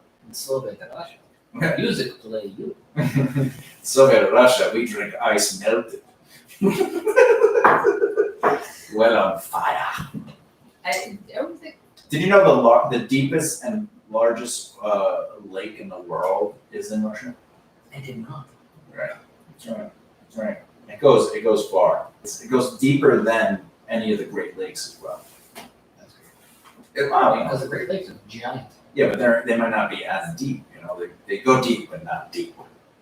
Imagine if you take all the water out of lakes and just for a month, just walk around there, and then it fills back up. Just to see I wonder what it looks like under there. How many dead bodies we'd find, a car, maybe an ice cream or something, Well, ice cream. I just want to know the science behind that one. Yeah, don't eat it. Why? It has not melted. But it was on the bottom. It'd be warmer on the bottom. Right? It gets warm. No, it gets colder as you go down. It does get colder. Unless you go near the magma. Unless you go down to really, really deep parts where they have those vents. What do you mean the little like in Yellowstone? Where they have the, Yeah, the little water gardens that are ridiculously oh my god, this thing's going off. Yeah. There's little fishy things that are oh look, there's nothing here. because they like to be warm. They're like, oh, this is nice. That's why I hang out with people that are kind, because that compassion warms me up like a geyser, which is what you're looking for as a word. That sounds kind of sexy. Oh my God, I like you. Why? You're like a warm geyser. What? Yeah, all over my face. You make me feel like living. You make me feel like living. Oh, by the way, the other day I wrote a song and JD and I recorded it because he's here. So I was like, "You want to play guitar so I can just sing?" And he was like, "No." And I was like, "Well, please." And he's like, "No." And I was like, "There's candy in for it." And I was like, "He's like, I hate candy." And I was like, "There's coffee." Well, when do you need me to learn the song by? And I was like, "Ha ha! There is no coffee. Damn you." It's pretty accurate. That's pretty accurate. But anyway, we learned the song and it went pretty well. By the way, the beginning of the song is really short. I didn't, that's why I thought the song was going to be as long as it ended up being. And then the middle of it has that slower. Yeah. And I think that's what made it That's definitely it because it also the tempo stuff too, which is Well, it's not there's supposed 42 in that one section. You're a doom. Well, my reaction was because I always tend to speed up a lot of your songs. So I'm like, oh, he wants me to play slow, so I played slow. You played it really slow. I overcompensate. I know. It's like, what is he doing? My biggest complaint is feel. I'm always about feel. Well, you weren't holding the guitar, so how are you supposed to feel it? No, but I would like your strumming is just too robotic, and you're like, but it's tight. Like his playing is tight. Like he has great technique. But when it comes to my music, I'm anal about the feel. I'm like, there's supposed to be a sway. And he's like, it has a sway. I'm like, there is no sway. I'm like, and he's like, no. I was like, you know what? It's in 6/8. And then he plays it perfectly, even though it's in 4/4. One second. Let me. You are defined. Oh wait. Your success Not the fun. is not defined by others. Post for sharing it. What was I saying? Oh, anyway, so we wrote this song, and because I was doing like an exercise, which I'm probably not going to do anymore, but I was doing an exercise, and I was like, hey, we play. So we played it, and I liked it. Then I wrote another song, which you're going to ignore, and then I wrote a song that sounds like it's from the 50s. Yeah, it literally, it sounds like something that fell out of the 50s, but I still need to wear like black and orange paint while I'm playing. Yeah, the song is about a male character, a male identifying character, and a female identifying vampire. It's not from the post. That's not from the post. So the guy is a mortal or human, whatever. Well, in my stories, he'd be Hungarian, but like, because that's like the human race in my world, and which is where all my music comes from. The lyrics. So it's a guy. It's this 50s sound like, like has that kind of it has that feel, but it's about this guy begging a female vampire to turn him into a vampire. Which, by the way, if you don't know how I write lyrics, That's totally no. yeah, not that I'm into vampires, but I do like vampires. But I'm saying, like, I'm not like, I don't write, all my music is not about vampires. Not one particular song about me. Yeah, and Walking on the Moon is Which about is vampires. literally the most difficult song I've ever It's had to learn in my easy. entire adult time. It's very easy. It took me a week to learn it. Not to get it down and have it tight. It was just to learn it. It took me a week to remember, all right, I'm making this, I'm trying to encourage you. Listen, it is because of that song that like anytime someone sends me music, I just automatically say I can play it. Do you have anxiety before you hear the music? No, When not I- anymore. Oh. Like there's no way anyone I am going to meet, other than maybe Dream Theater, Yeah, they'll ever give me something that will challenge me the way that song challenged. that's funny. That's how I am when people send me music to learn, but I do have that anxiety where I'm just like, oh, I hope I can learn it. And then I hear it and I go, this ain't the song. There's no way they're sending me this. This is terrible. Yeah, and then like sometimes I'll hear the song ahead of time because I'll know of the band, I'll know the artist. Yeah. Like, oh, yeah. I'll make it more complicated in my head than it really is, and then I'll get the actual music. And I'm like, oh, I'm done. You know, There was like one or two songs where like there was an audition that I had to do, a video audition that someone reached out to me. They were like, oh, you gotta learn this stuff, but they didn't have any sheet music for me at all. Yeah, I that's literally what's learned fun. it by ear. that's true. He played the guitar with his ear. I did. It's amazing, which is amazing. I will say this: the reason some of my music is difficult is because the two guitarists aren't necessarily always playing the same thing, and there's different. For me, what at least like just speaking personally, like when I was learning Walk Under the Moon or just any of your music. Personally, how about in person? Well, impersonally, it's still the same thing. Yeah. It's you have to be very cognizant of the feel changes, the time signature changes, the tempo changes, and some of the melodies that you write don't have what you would normally feel. It wouldn't be like in a 4/4, it wouldn't be in a 6/8. Some of them are just like, oh, this is how the melody goes for this. Yeah. And that kind of just, that's really what makes it difficult. You have to know ahead of time what, be aware of the changes. Yeah, because the melody actually goes with the rhythm of the music in general, but not the rhythm of the beat. If that makes sense. Yeah. Because I don't write traditional time signatures, which would be 4/4, And like they have those little hats and little 3/4. Yeah. Yes, I do have a question for you because we have time. What is your process of writing? Like, how do you just when you're like, I want to write a song? First of all, what initiates the song? Then how do you decide what the song is going to be? And then like, how do you finalize the song? And then how aggravated do you get when I say it sucks? No, minus the ending part, which is probably the funniest. it depends. For me, music is how I kind of make sense of the world. It's how I make sense of myself. It's how So when you wrote Beauty in a Body Bag, you were sitting in your chair watching Golden Girls masturbating, and you were like, how did you? God, this world makes no sense. I need to put a beauty in a body bag. Yeah, no. Beauty and Buyback was actually an old Psychosis song, and it was written together with me, the other guitarist, Jay Alexander, and then our singer that we had at the time. Wait, the guitarist was two people? Yes. Jay Alexander?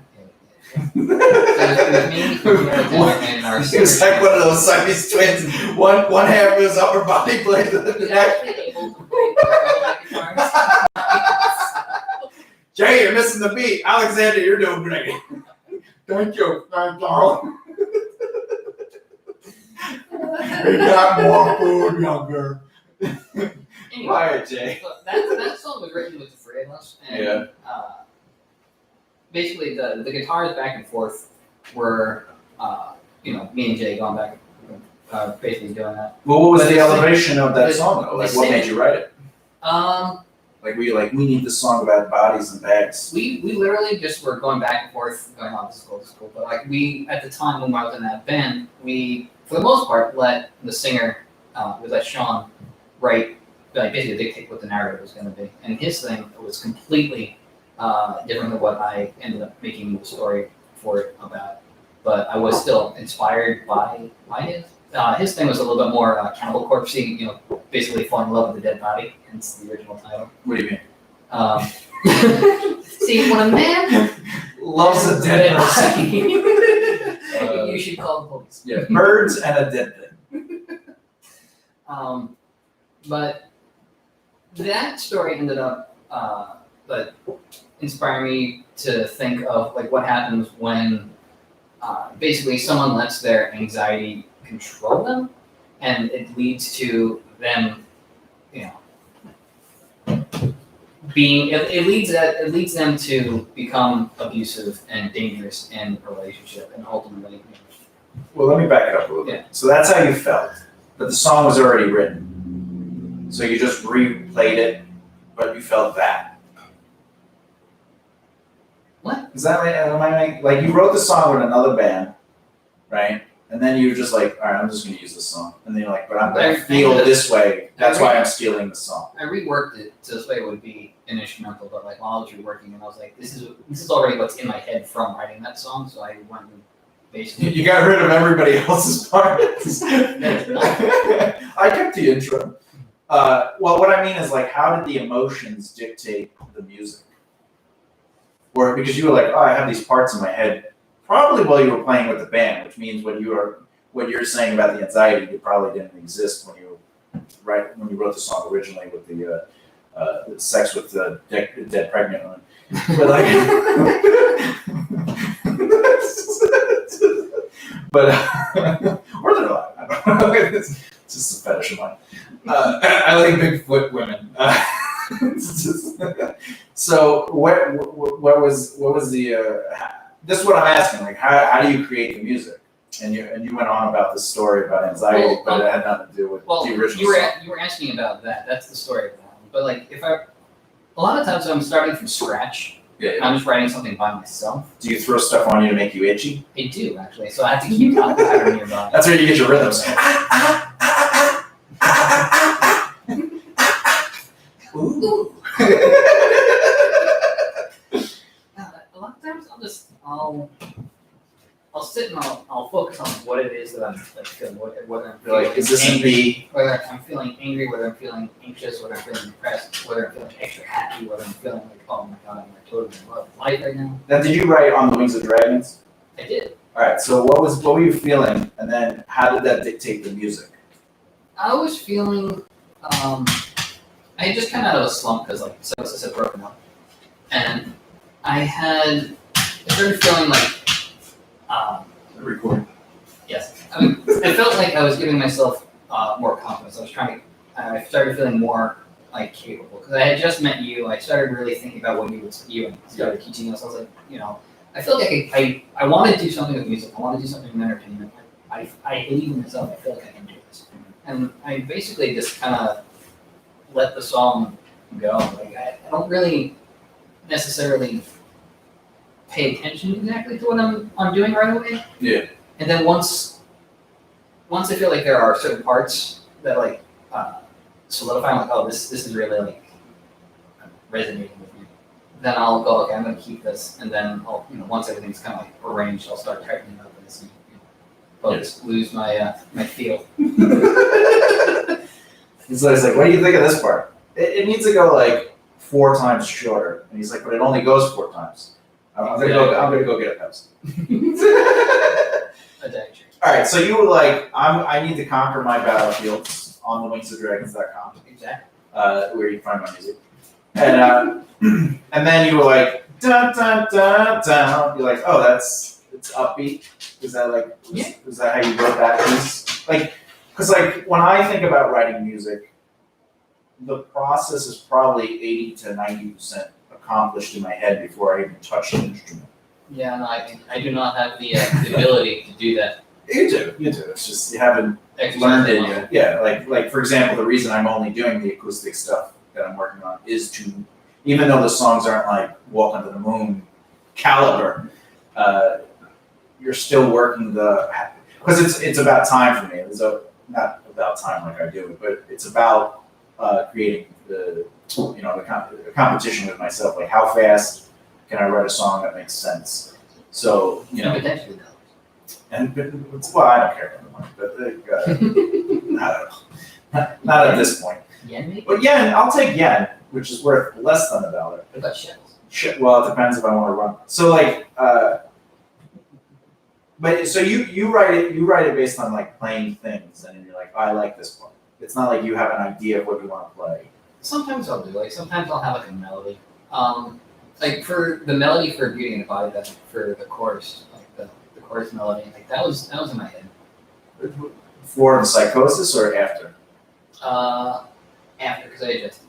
Because you were like, I want it to sound better. Yeah, because originally the chorus had Vocals. so like obviously it wasn't playing, as complicated. I wasn't playing as showy on the guitar during that section because it would have just walked all over the vocal. Not at all. Melody with a vocal line sometimes makes it awesome. What the hell's a melody? Because if that was the case, then every single Broadway musical would never have a melody underneath it.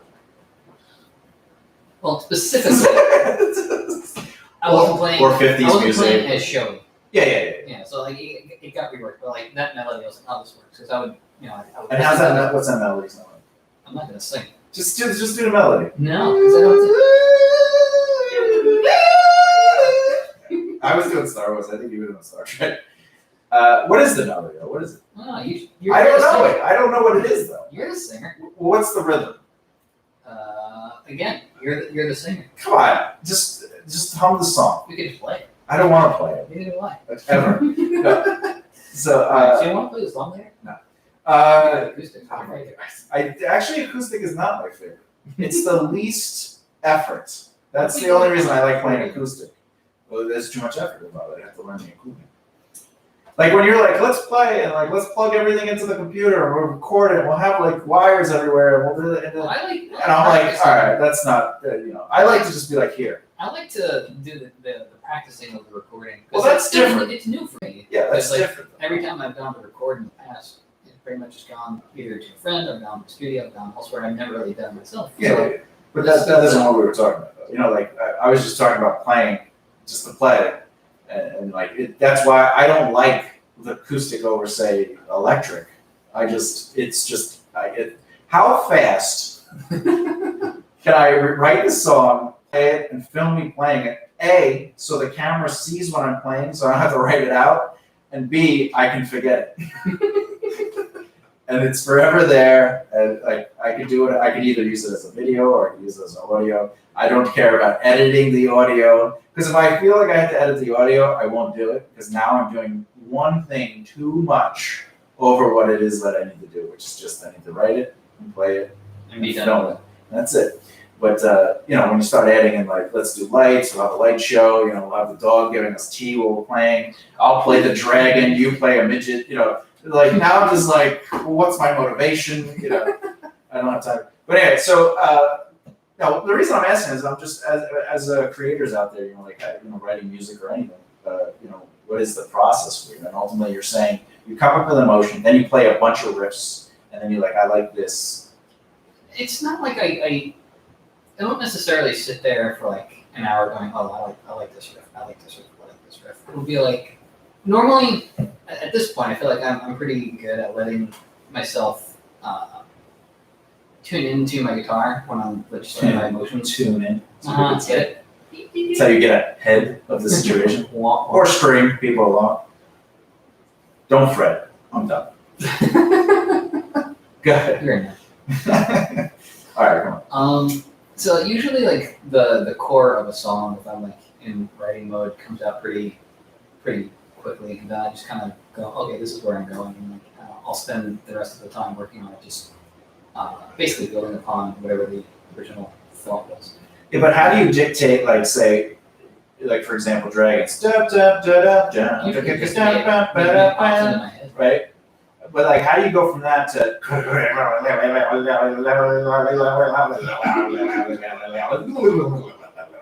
And then what's the next one? Right. Now, what dictates that? Did you just like while you were playing down? Did you go to that, or were you just like you're like what can come next? No, it just kind of naturally came to that.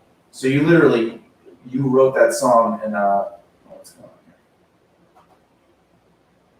Something's going on. What is? How come this not? It doesn't even show the battery.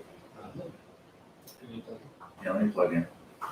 Here, go get my thing. Go get my thing. Get the thing. Just get my thing, folks. Just get my thing. My thing is hurting. Ow! You can really dance, you know. Hello.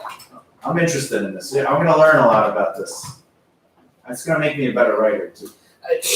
Yeah, okay. I'm gonna start changing the way I write, so other people can play it. All right. I can play stuff.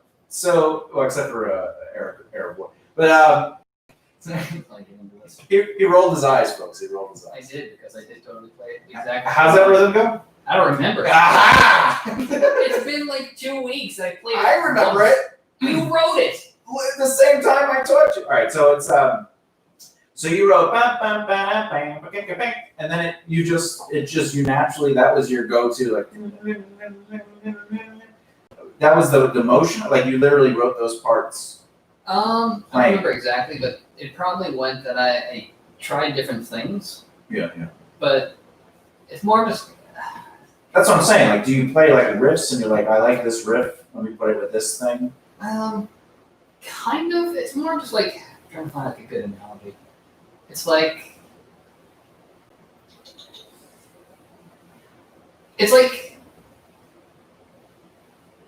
Mm-hmm. What is it like for dead air? It's like if you have like one of those. A hand.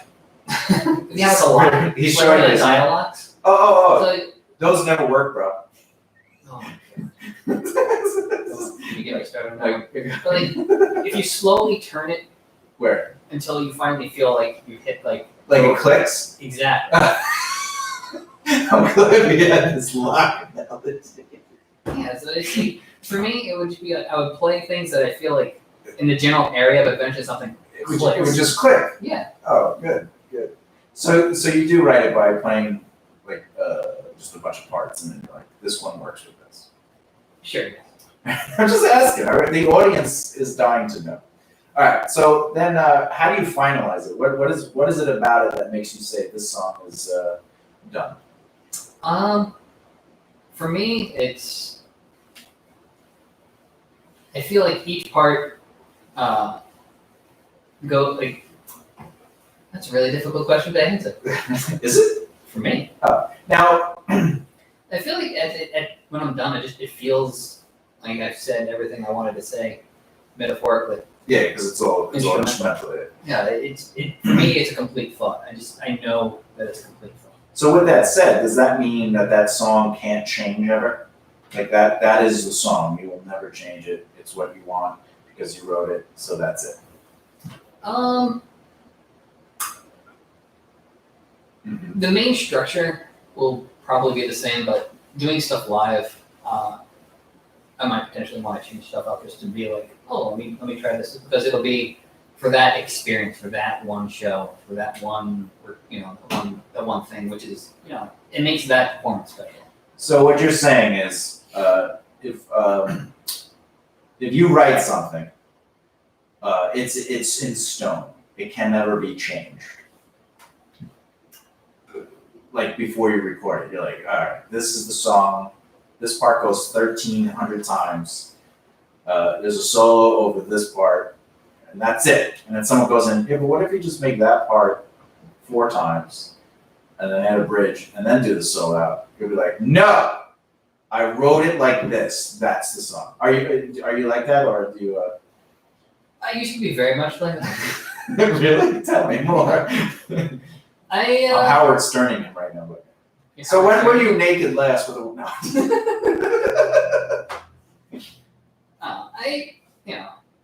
The artist side of me comes out when I create something. I tend to be very oh, this is my baby. I want it to be how what makes me happy, because obviously I'm creating art that I'm proud of, making art that I feel is expressing myself.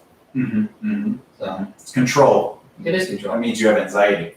That is definitely 100% true. I definitely do have anxiety. That isn't, by the way, that's 100% an anxiety thing. It's the finding, because people with anxiety, not all people, anxiety in general, or even depression and things like that, mental health issues, when you have a lack of control or feel you have a lack of control, you try to find control in things.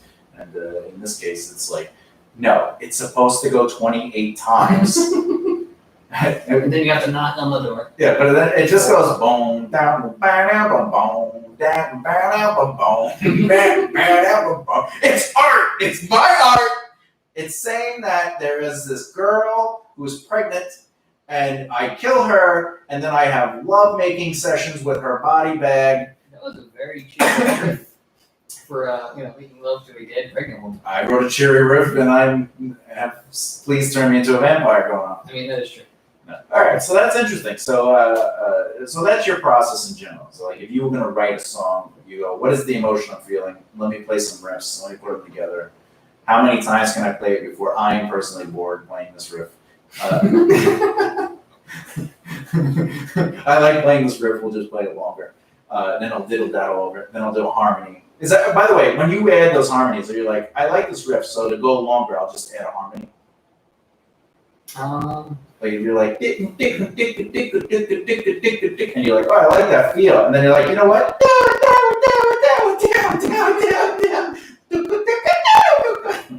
Do you do that, or is it like, is that what's the word? Like there's purpose to it. Like in your head, you're like, there's a reason. This part has to go on. My heart must go. Yeah, no, there's definitely a reason why. There's a harmony. Why I feel certain parts have to go longer than others. Yeah, because you're an instrumental band that you can find on alternate.com. And but there's no lyrics. There's no lyrics. Ever. For Angels on the Battlefield? No. Yeah, at all. At all. Ever. So what that means is the music itself has to tell a story. Correct. So if one part is like right?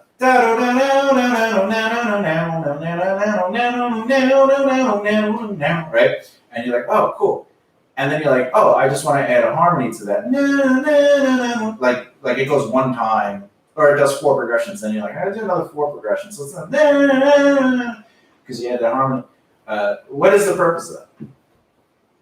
Like for you to do that, like what is it telling in the story? Like how do you dictate? Well, it depends on what song it is. Well, just anything. Like what is the what is the story narrative? Well, hypothetically, it just for being able to apply this to any song. If there's a part that goes on, like the root of whatever the riff is, or The bass line. Yeah. It goes on longer than say like other parts of the song, and then so you had harmony, you had melody, you had a rhythm change.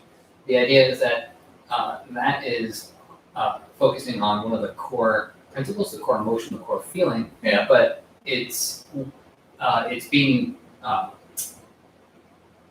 driven towards some sort of change, which is the next part. It's supposed to be signified in the next part. So the idea is like this is a crucial part of the story, and it's a turning point. But you're seeing a little bit of the the conflict or the actual growth and then what leads us to the next thing. That would be the point in my.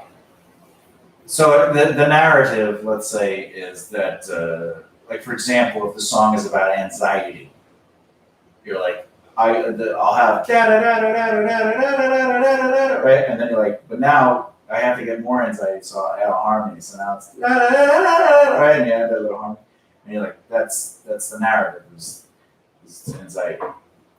Is that what you're saying? I'm trying to understand because the writing In process. theory, yes. All right. Now, what about like if it's supposed to be about anxiety, so you make the music have an anxiety aspect to it, so it's like So it's fast. not that it's fast, but chaotic. It's not in sync with each other. One instrument might be going not this one, because that actually is more conducive to depression or bipolar, but anxiety is like a whole bunch of things are happening at the same time. And again, not that it's fast, but it's Do a lot of things. it elevates, like your senses become overwhelmed. Like in an elevator. Like in an elevator that's definitely being filled up with water that doesn't exist. And The elevator or the water? both in this metaphor. But like anxiety, maybe like if I was going to write an anxiety narrative, it would be like one guitar would be like, and then like another guitar over that, so right, and then the bass would be like, and then the drums would, and then it would all come together narratively in my mind that you're catching your air and your grass, and then maybe it takes on whatever. Maybe the bass, it all comes into that bass. In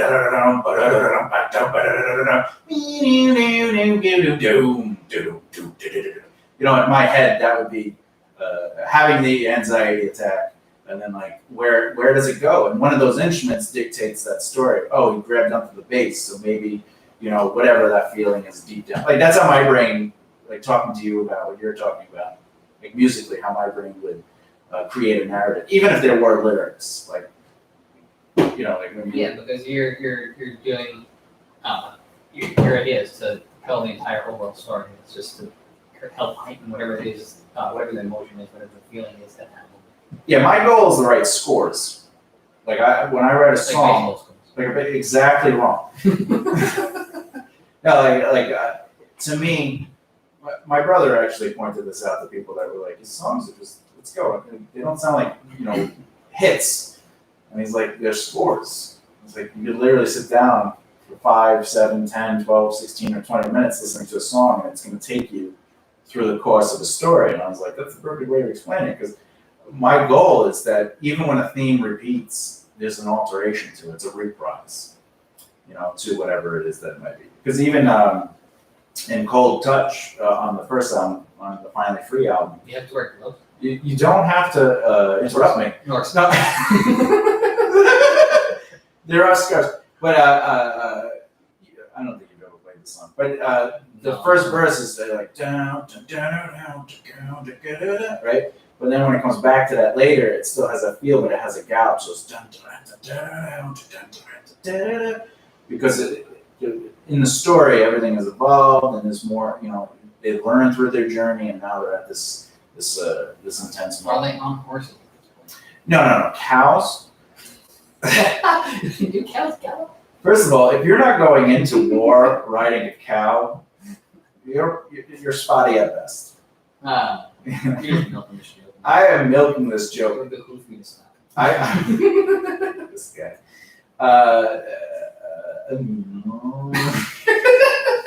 What's wrong with this kid? Anyway, but that's how I write it. Like my brain is like, how do I? You're definitely a lot more kind of local and a lot more aware of the technicalities of what's going on in the now and where you want to go. Yeah. Whereas I think the difference between you and me is that I just kind of like, I'm like, oh, what do I feel? And whatever happened, like, I let that dictate. Because for You're a me, pantser, as they say. I mean, I'm wearing things. Yeah, but a pantser is just like, where is this going? I'm gonna let the song evolve on itself. I do that in a sense where I know what I want. You're able to do it all in your head. Yeah, like I don't think I've ever written a song where I played a part and then the next part I played, I was like, nah, I don't like that. Let me try something else. Like I don't think I've ever had that feeling even when I first started guitar, I kind of, because I hear, So basically, you're Mozart, is what you're telling me. You're just like, oh, I'm not, no, because I'm a lot, I'm much taller. No, like, I think it's because in my head, if I play like, D to G, I kind of just know where I need to go after that. And then if I want to, because in music, even before I learned theory or before I was really like a musician, like my brain was like, well, how does music work? Because that was the only thing I cared about. How does music work? Because you can play any style, anything, but it's still, music has to work a certain way. Like, if you're going to go to a change, you can't stay within the same feel or vibe of the part behind it. And if you do stay in the same feel, you have to change the key. And even that is not, like, if you listen to pop music, they won't maintain the feel of that verse into the chorus. And then when they get to the bridge, you need a dynamic shift. And I knew that early on just listening to as I wrote. Because even one of my first songs was just 3 chords, but when I got to what I thought would be a chorus, my choruses are different now, but what I thought was a needed chorus, I was like, well, I have to change, maybe I have to go up to a minor or a major, like let me do these next 3 chords in a minor because I've been in a major the whole time. Even though I didn't know what a major and a minor was, I'm able to explain what my brain was thinking, which is, all right, I'm playing these chords, and then I would go to these chords, and the reason it worked musically is because you're switching from a major to a minor, or vice versa. But now I write much more complicated. I always tell them, this song's gonna be easy, and then I always just assume that you're just, BSing me. but it is easy. My music is easy to me. Because you wrote it. And listen, anyone that writes their own music is gonna find it easy, unless they're specifically trying to write something outside of their comfort level. Yeah, but I do that. I just did that with the new song we're working on. That's completely outside my comfort level. Except the guitar is my comfort level.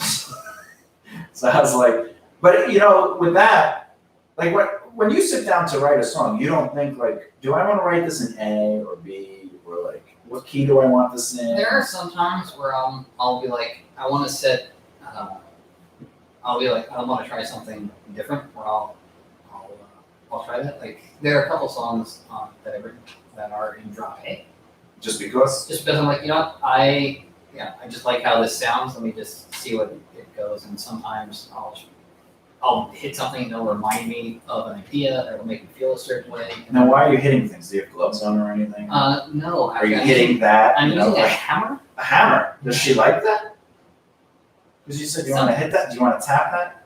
I mean, that's misogynistic. Listen, I don't even know what that word is. You're playing with their ass? What? Anyway, JD doesn't like poop jokes. that's kind of. No. What are you doing? We're gonna lose our Pepsi sponsorship. Yeah, no, I'll try something maybe as like an exercise, but like I'll get into the writing process. Like I'll accidentally come up with something like, oh, this is cool, and then like it'll trigger like an emotional response. It'll remind me of something. I'm like, oh, you're like, I hate my life.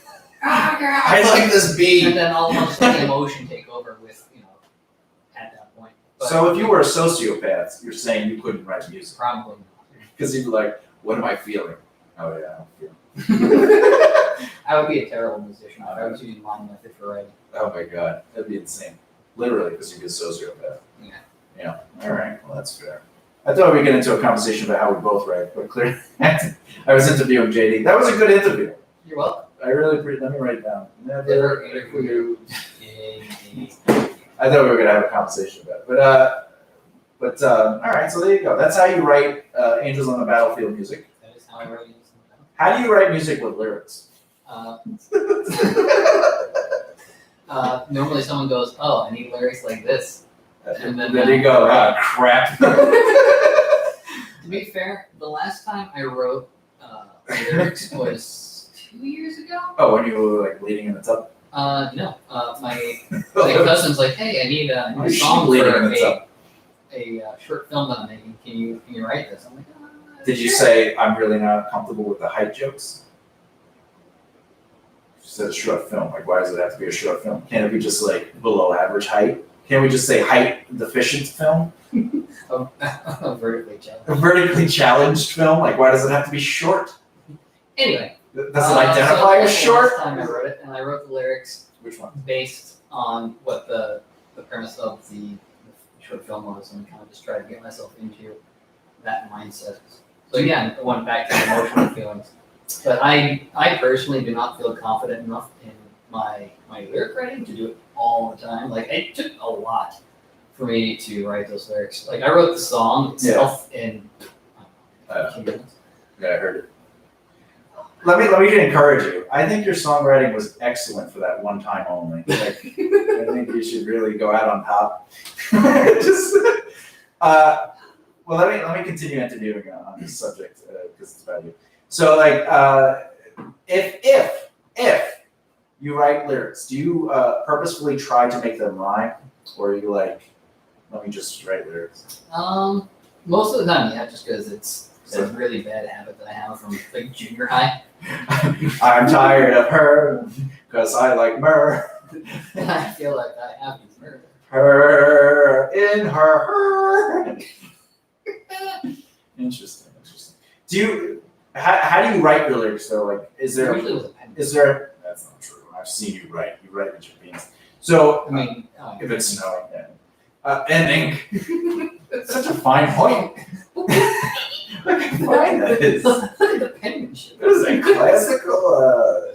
But anyway, do your verses have growth to them, or is like it's just another verse on the subject matter, or like? Because when I write, and I don't really want to get into me in any way, shape, or form with this conversation. You could definitely tell us about your. No, because you have no questions about it. So, but like, do you like, let's say the first verse is sort of like the introduction to that world. Exactly. And then like, usually you shouldn't have a chorus right away. You should have like a second verse. And then that second verse is sort of like the conflict, the inciting incident of the song, whatever that may be. And then the chorus is sort of, for me, the chorus is a sum up of what just happened, like everything that happened. And then I'll do another verse, and usually that verse is like the evolution, who they are now, or what the world is now. And then I'll do a chorus that might even be slightly different, same music, but lyrically be different, summing up everything that has just happened now. I think a big difference between like when you write lyrics and when I write lyrics, just It's years of years exercise. Yeah, you work that muscle. Because the fact that like a lot of your lyrics are very, very narrative heavy. Yeah. So like definitely. most of the songs are just like this is a whole story. Yeah, but even like a 4-minute song is gonna be like that for me. Yeah, I know. That's what I'm saying. Like all of your stuff is like this is a story.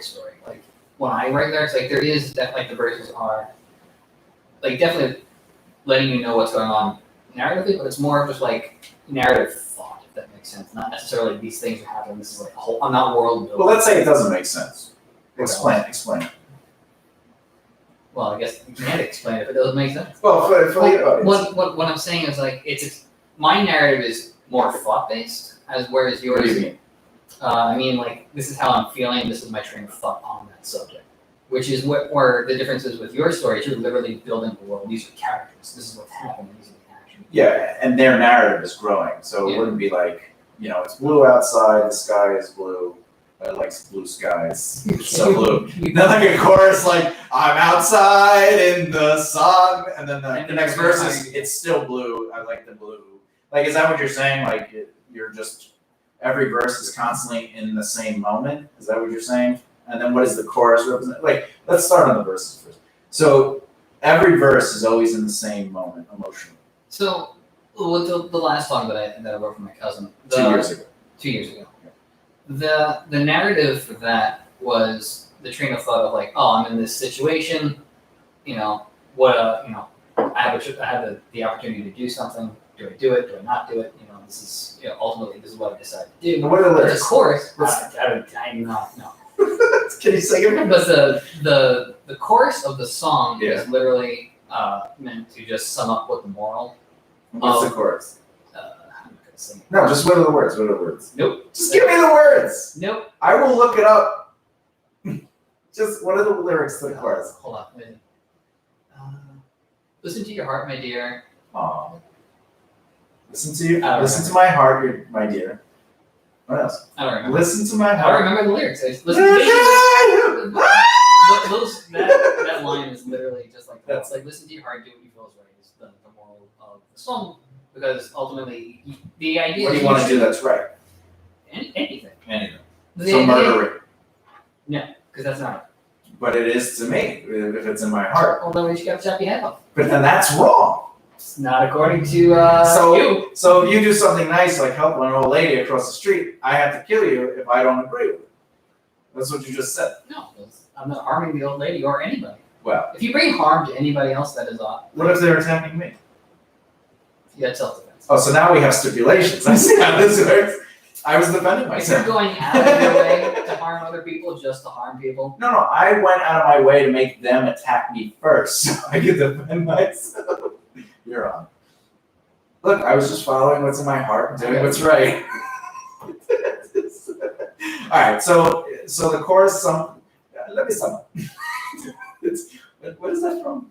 Let me sum up. Oh, that's from Princess Bride. He's like, there's too much. Let me sum up. When he's like, Fezzik. You know what I'm talking about? Do you ever see that movie? yes. The Carrie Lewis, Andre the Giant. Yeah. He played the giant. Anybody want to be? Oh, he's the lucky keeper. Where did you get the robe? Medical Max. He's the lucky keeper. It's called Convenient, right? But it's worth it. That movie's perfect. It's great. That movie, there's nothing wrong. They should never remake it. So you write. But earlier you were saying you write a thought, like you're in your thought. But I'm trying to. Are you talking about the lyrics? Yeah. Yeah, no. My narratives are the story is telling the train of thought. So like I'll be like, oh, this is what I'm thinking, and then I'll just move on to and now I think this because of this. So it's perspective. Yes. It's first person perspective. Yes. And is that how you normally would write lyrics?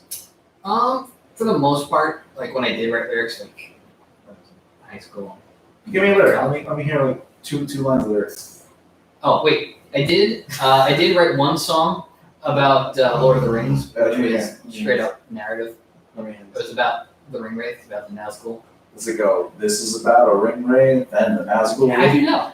It's And the literally- chorus was, "This is a Lord of the Rings song." But all right, so let me hear some lines to some of the stuff you do. How do you not remember it either? Because it was so terrible, I want to block it from my memory. Oh no, it was pretty Listen, good. I heard play it. guitar, and that's it. Although, fun fact, that song Yeah. I did turn into an instrumental, and is What song? on the interwebs. Yeah, but what song? It was called Weather Guy. Oh, Weather Child. I like that song until it gets heavy. Because I like because you play your finger pluck that, right?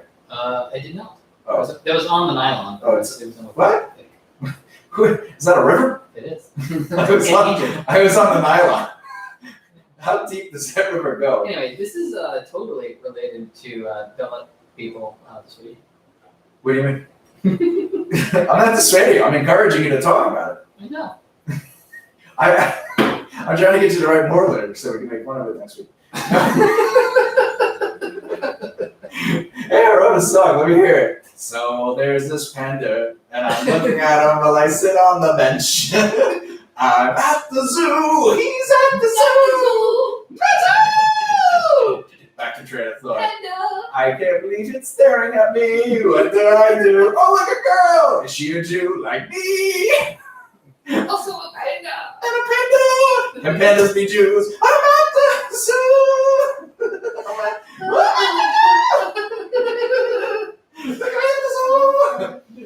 So what you're saying is that song will be written, composed, and recorded. We're done now. Let's do it. We literally just wrote it. I want you to write that song, please. If you don't have that song ready for next week's episode, Oh, let me done there's a panda It's gonna be done after we looking at me. All right. So you write in train of thought or narrative perspective, as it would be called. Yeah, that one. Yeah, it's like first person. Actually, it's I believe correctly. It's first person omnipotent. Yeah, first person omnipotent because it's really God. Like you know everything and what's going on in that person, and I guess so. like because you're in their head, so it's first person omnipotent. You could also be third person omnipotent. which basically when you're reading a book or a story, us, the audience, knows more than the characters. So the moment we know more than the characters, that's omnipotent. If it's third person, it means that we're reading from the perspective of outside the minds of these people. But you could also do first person where it's not omnipotent. You learn as the character learns, but it's all from their adventure. So like the Maven Wars is like that. It's going to be from Devious' perspective, meaning we're not going to see anything outside of his environment. Because each book, they change perspectives, correct? Sort of. The first book is Devious. The second book is Maven's story in the same exact time period.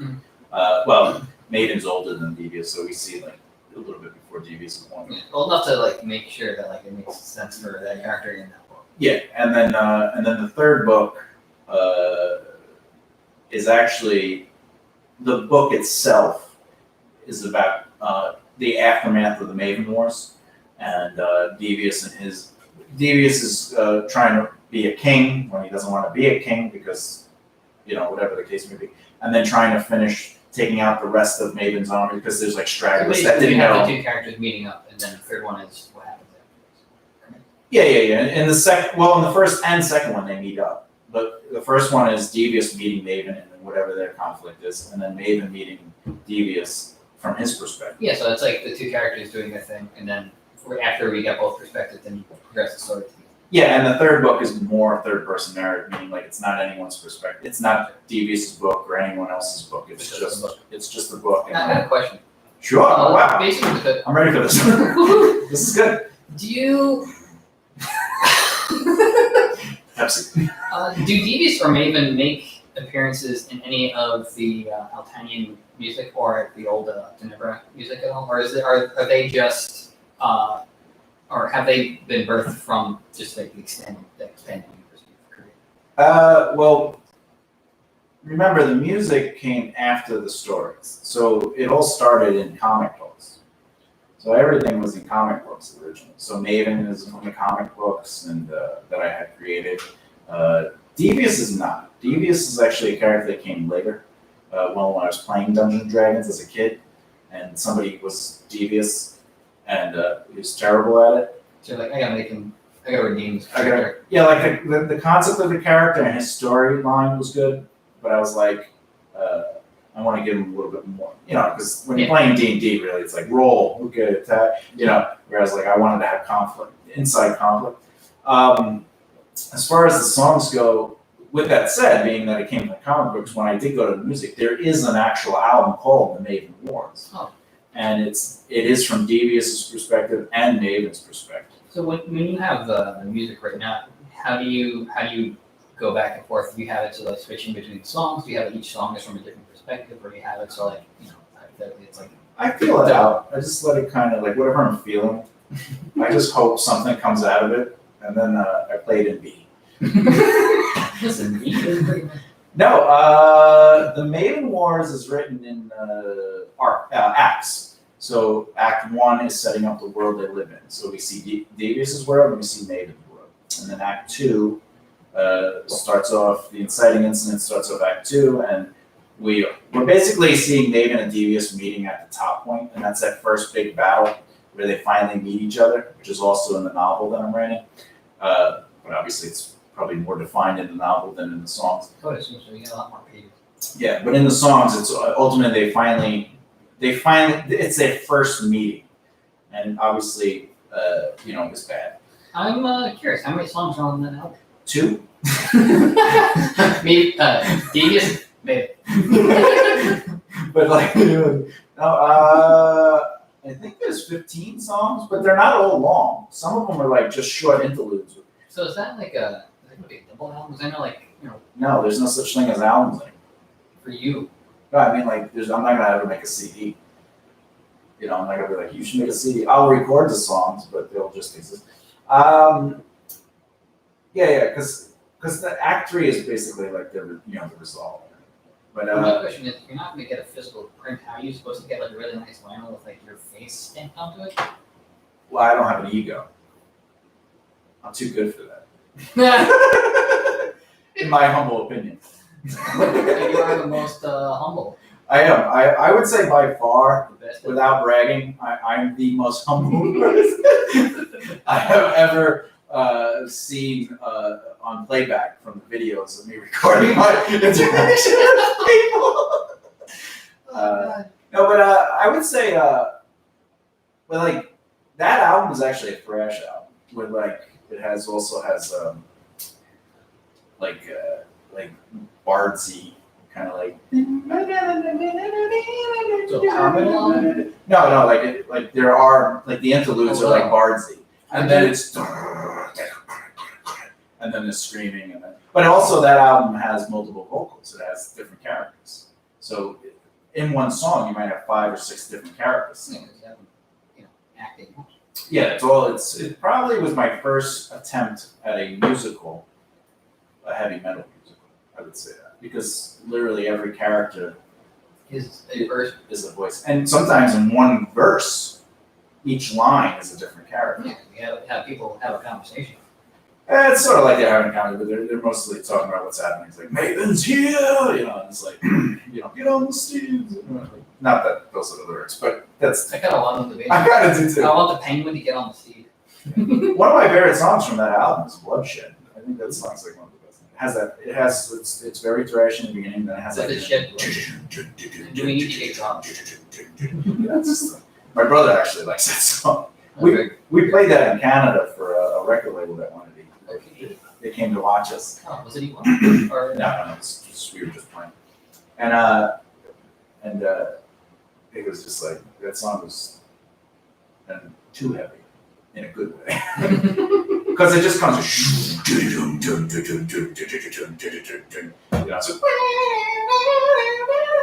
And then the chorus is just like it's just a chant. It's just like everybody that can sing in the band has to sing.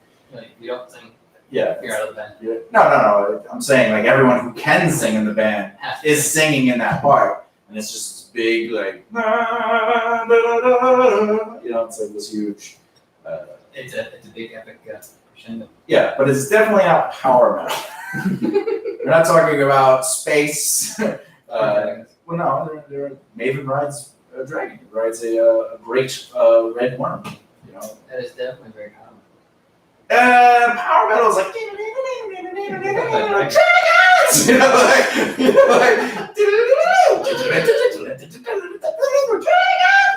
I don't. It's not power metal because of the vocals.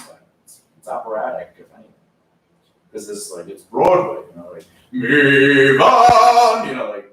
It's a musical and metal and doom. There are doom parts, but it's a thrash. Everything I write has to have at least one doom in it. That's like 4 hours long. Yeah. That's one. How long is that Wait, doom? can we establish how long a doom is? Yeah. 43 hours. Give or take. Give or take a minute. Have you ever written doom, or you only write instrumental? I'll be completely honest, I don't really do. But can you play doom? I can play your music. But can you play it? But I don't play. I'm not straightforward doom though, because I mix too much stuff in it. Yeah. Which I think is good, right? Like I'm not a fan of like one. Like if I listen to a band and every album is basically the first album, I'm not into the band. Even if the first album is amazing. You're like, this is a great album, but Yeah. I think that's why I'm not a Guns N' Roses fan, but I You like like- Guns N' Roses songs. It's because their first album sounds nothing like Use Your Illusion 1 or 2.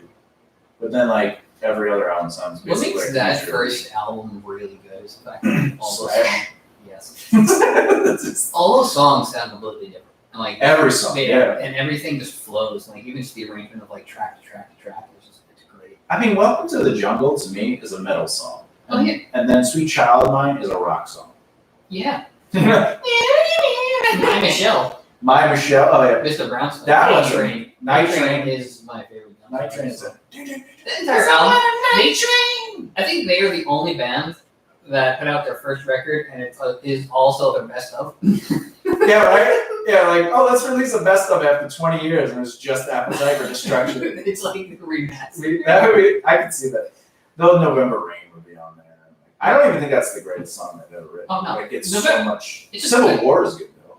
Civil War, but those songs don't have anywhere near as much like impact as that first album? Well, that because Axl Rose did the James Hetfield. James Hetfield thought he became a writer. He was like, I'm a poet, and he went from writing really amazing songs to like, I'm a poet. And then Axl Rose was like, we became successful. I'm a writer, and like he's like, I'm a composer. Whereas my brain, I've always been a composer. I was never like, I play guitar. I was like, I write music. Whereas he was probably like, oh, they like us, and they're like, no, they like the band. Slash made Sweet, Sweet Child of Mine. Yeah, he actually hated that song for the longest time because like the intro was literally just like an exercise he did, and everyone's like, "Oh, they like this." He's like, "Is that?" You know what I do like about Slash? Not many people know that he's mixed. I think his mother is African or Haitian or something. He is mixed. I don't remember that. Yeah, he's I think it's African. I don't know. But anyway, to limit my knowledge on the subject, he's black and white. Like one of them cookies. Delicious. But what was really great is like even during that time, like his celebrity was up through the roof, and it sucks that his ambiguousness wasn't really, I think people should be proud that, or even what's it called? A living color? No, a cult of personality. Living Color. That band is so tight. There's no excess to their sound. Like when they play, it's just whatever they're playing is heard. Yep. And they use that, by the way. Remember earlier, I was like, what is a gate? Difference between a compressor and a gate? They're using gates and compressors, and they're just so tight. I love their sound. I think they're also just really good players. Well, yes. That also helps. That does help. Like the technique, I can't remember the guitarist's name, but the technique that guitarist, the main guitar, because they only have a guitarist, bassist, drummer, and a singer. That guitarist's technique is just off the wall, man. He also bends his thumb in a way where I'm like, how does it not hurt? Like in the way he holds his hand, like he holds it out, because he doesn't rest his hand. No, he does. He hooks his hand. He just plays with the hook. He doesn't extend his elbow or anything, but he doesn't rest his hand on the guitar. But the way he does it, and it's loose. I always tell you that, you gotta play loose. You gotta loosen that wrist, because then you can play clean and tight. Because the tighter, the moment your forearm gets tight, or the moment you like put any strength into it, you're no longer playing with any control because you lose it. It's just like martial arts. You're supposed to be loose. The moment you tighten up, you can hurt yourself. You can hurt someone else when you're not trying to hurt them. So it's all about being loose. So unless you're having sex, you don't want to play hammy unless you're eating a Sammy, and only if it has ham in it. Because then you're eating a hammy Sammy, and working with your hammy. Oh, fanny. Anyway, all right, we gotta go. That was the longest show we've ever done. It's definitely probably like a 2 hour. The reason I kind of went long is because I want to talk to you about your musical process, but also we got some extra audio on it. We did get some extra audio. Because it shut off. I don't know. Did we get a lot of clipping today? I think it just popped a little bit, but not. There are some parts I think you and I just got a little loud. excited. So I think next week we gotta yell into the microphones. Woo! No, I'm very happy that we got rid of that weird buzzing sound. Yeah. It was definitely Yeah. Hey, Karen, next week can we just talk in A's and B's? Like you choose A, I'll choose B. Like you just be like A, and I'll be like B. Yeah, I want to do This guy Anyway. always wants a spot. I gave him the first letter. He wants to. I don't make this stuff up. He doesn't make this stuff up. That's not true. I make it all up. Everything I read and researched And experience firsthand, the way successful people do it. I just was like, I can make that up. By just telling the truth. Yeah, let me just explain what they did. I'll make it up. I like what people say on scam artists. They're like, oh, he's a never scam. asked for money. I rarely ever. I Unless go. someone's like, can I hire you? And you're like, oh yeah, it's this much. Yeah, because I don't. I want them to actually. Like if someone pays me, they're gonna put some time into what they're doing. But if they're not gonna. But there are some people I take under my wing. But also the other thing is I give a lot of free information. Yeah. You do That all is free. useful. Yeah, you do all these seminars too. And I don't go, hey, if you like what I have to say, you should hire me. Like I'm not that good. Podcast that we're doing for free. Yeah, but Pepsi's gonna sponsor us. So. Oh man, I wish. Oh, by the way, how do they find you? Where can they find you? You can go to makeareality.com. Okay, good. Yeah, if you want to check my stuff out, go to onthewingsofdragons.com. Also spelled MAKE. And if you want to check us both out, you can go to BBR Productions. How do you spell that? Was that BB? B Is that B as in boy? B R. Is that, Productions. is that S as in psoriasis? Is that P as in psoriasis? Yes. All right. Anyway, my last name is E as in I, A as in R. It's E as in I, E-Y-E. A as in R, A-R-E. I got you. That drives people crazy when I do that on the phone. Really funny. Or like my license plate used to spell what?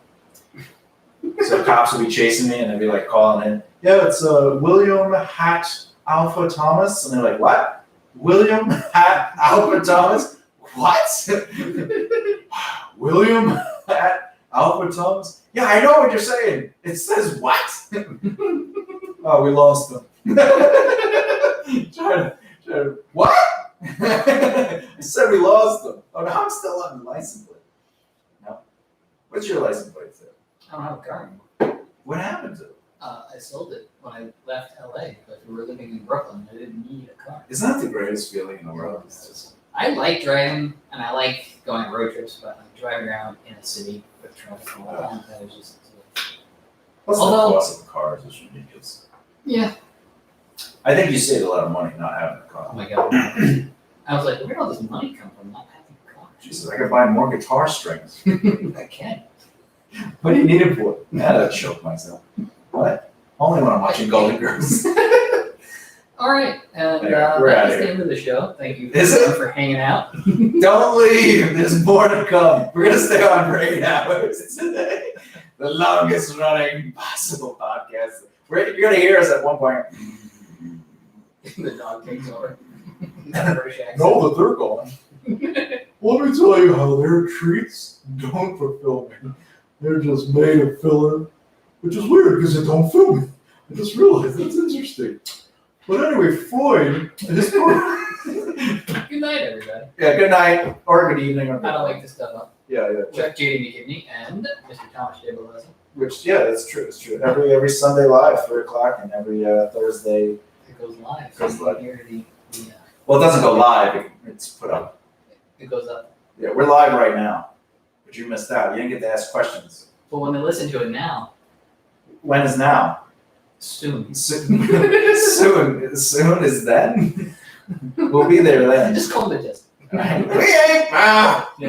All right, bye. Bye. Why do you say click every time? Every time it's like click. Did it the first time? Oh, Oh my god. We gotta take audio from this thing. it's gonna be good. That was a full one. That was I don't know why the battery died. It's full. Jesus. Burgers? Burgers! Yeah, burgers will be fine. Burgers are gonna be fine. Let's see. We had a couple people watching. All right, Facebook land, have a wonderful evening. Thank you for hanging out and tuning. And you guys are awesome. Bye. Say bye, Thomas. Bye. Quick. There we go. Ugh.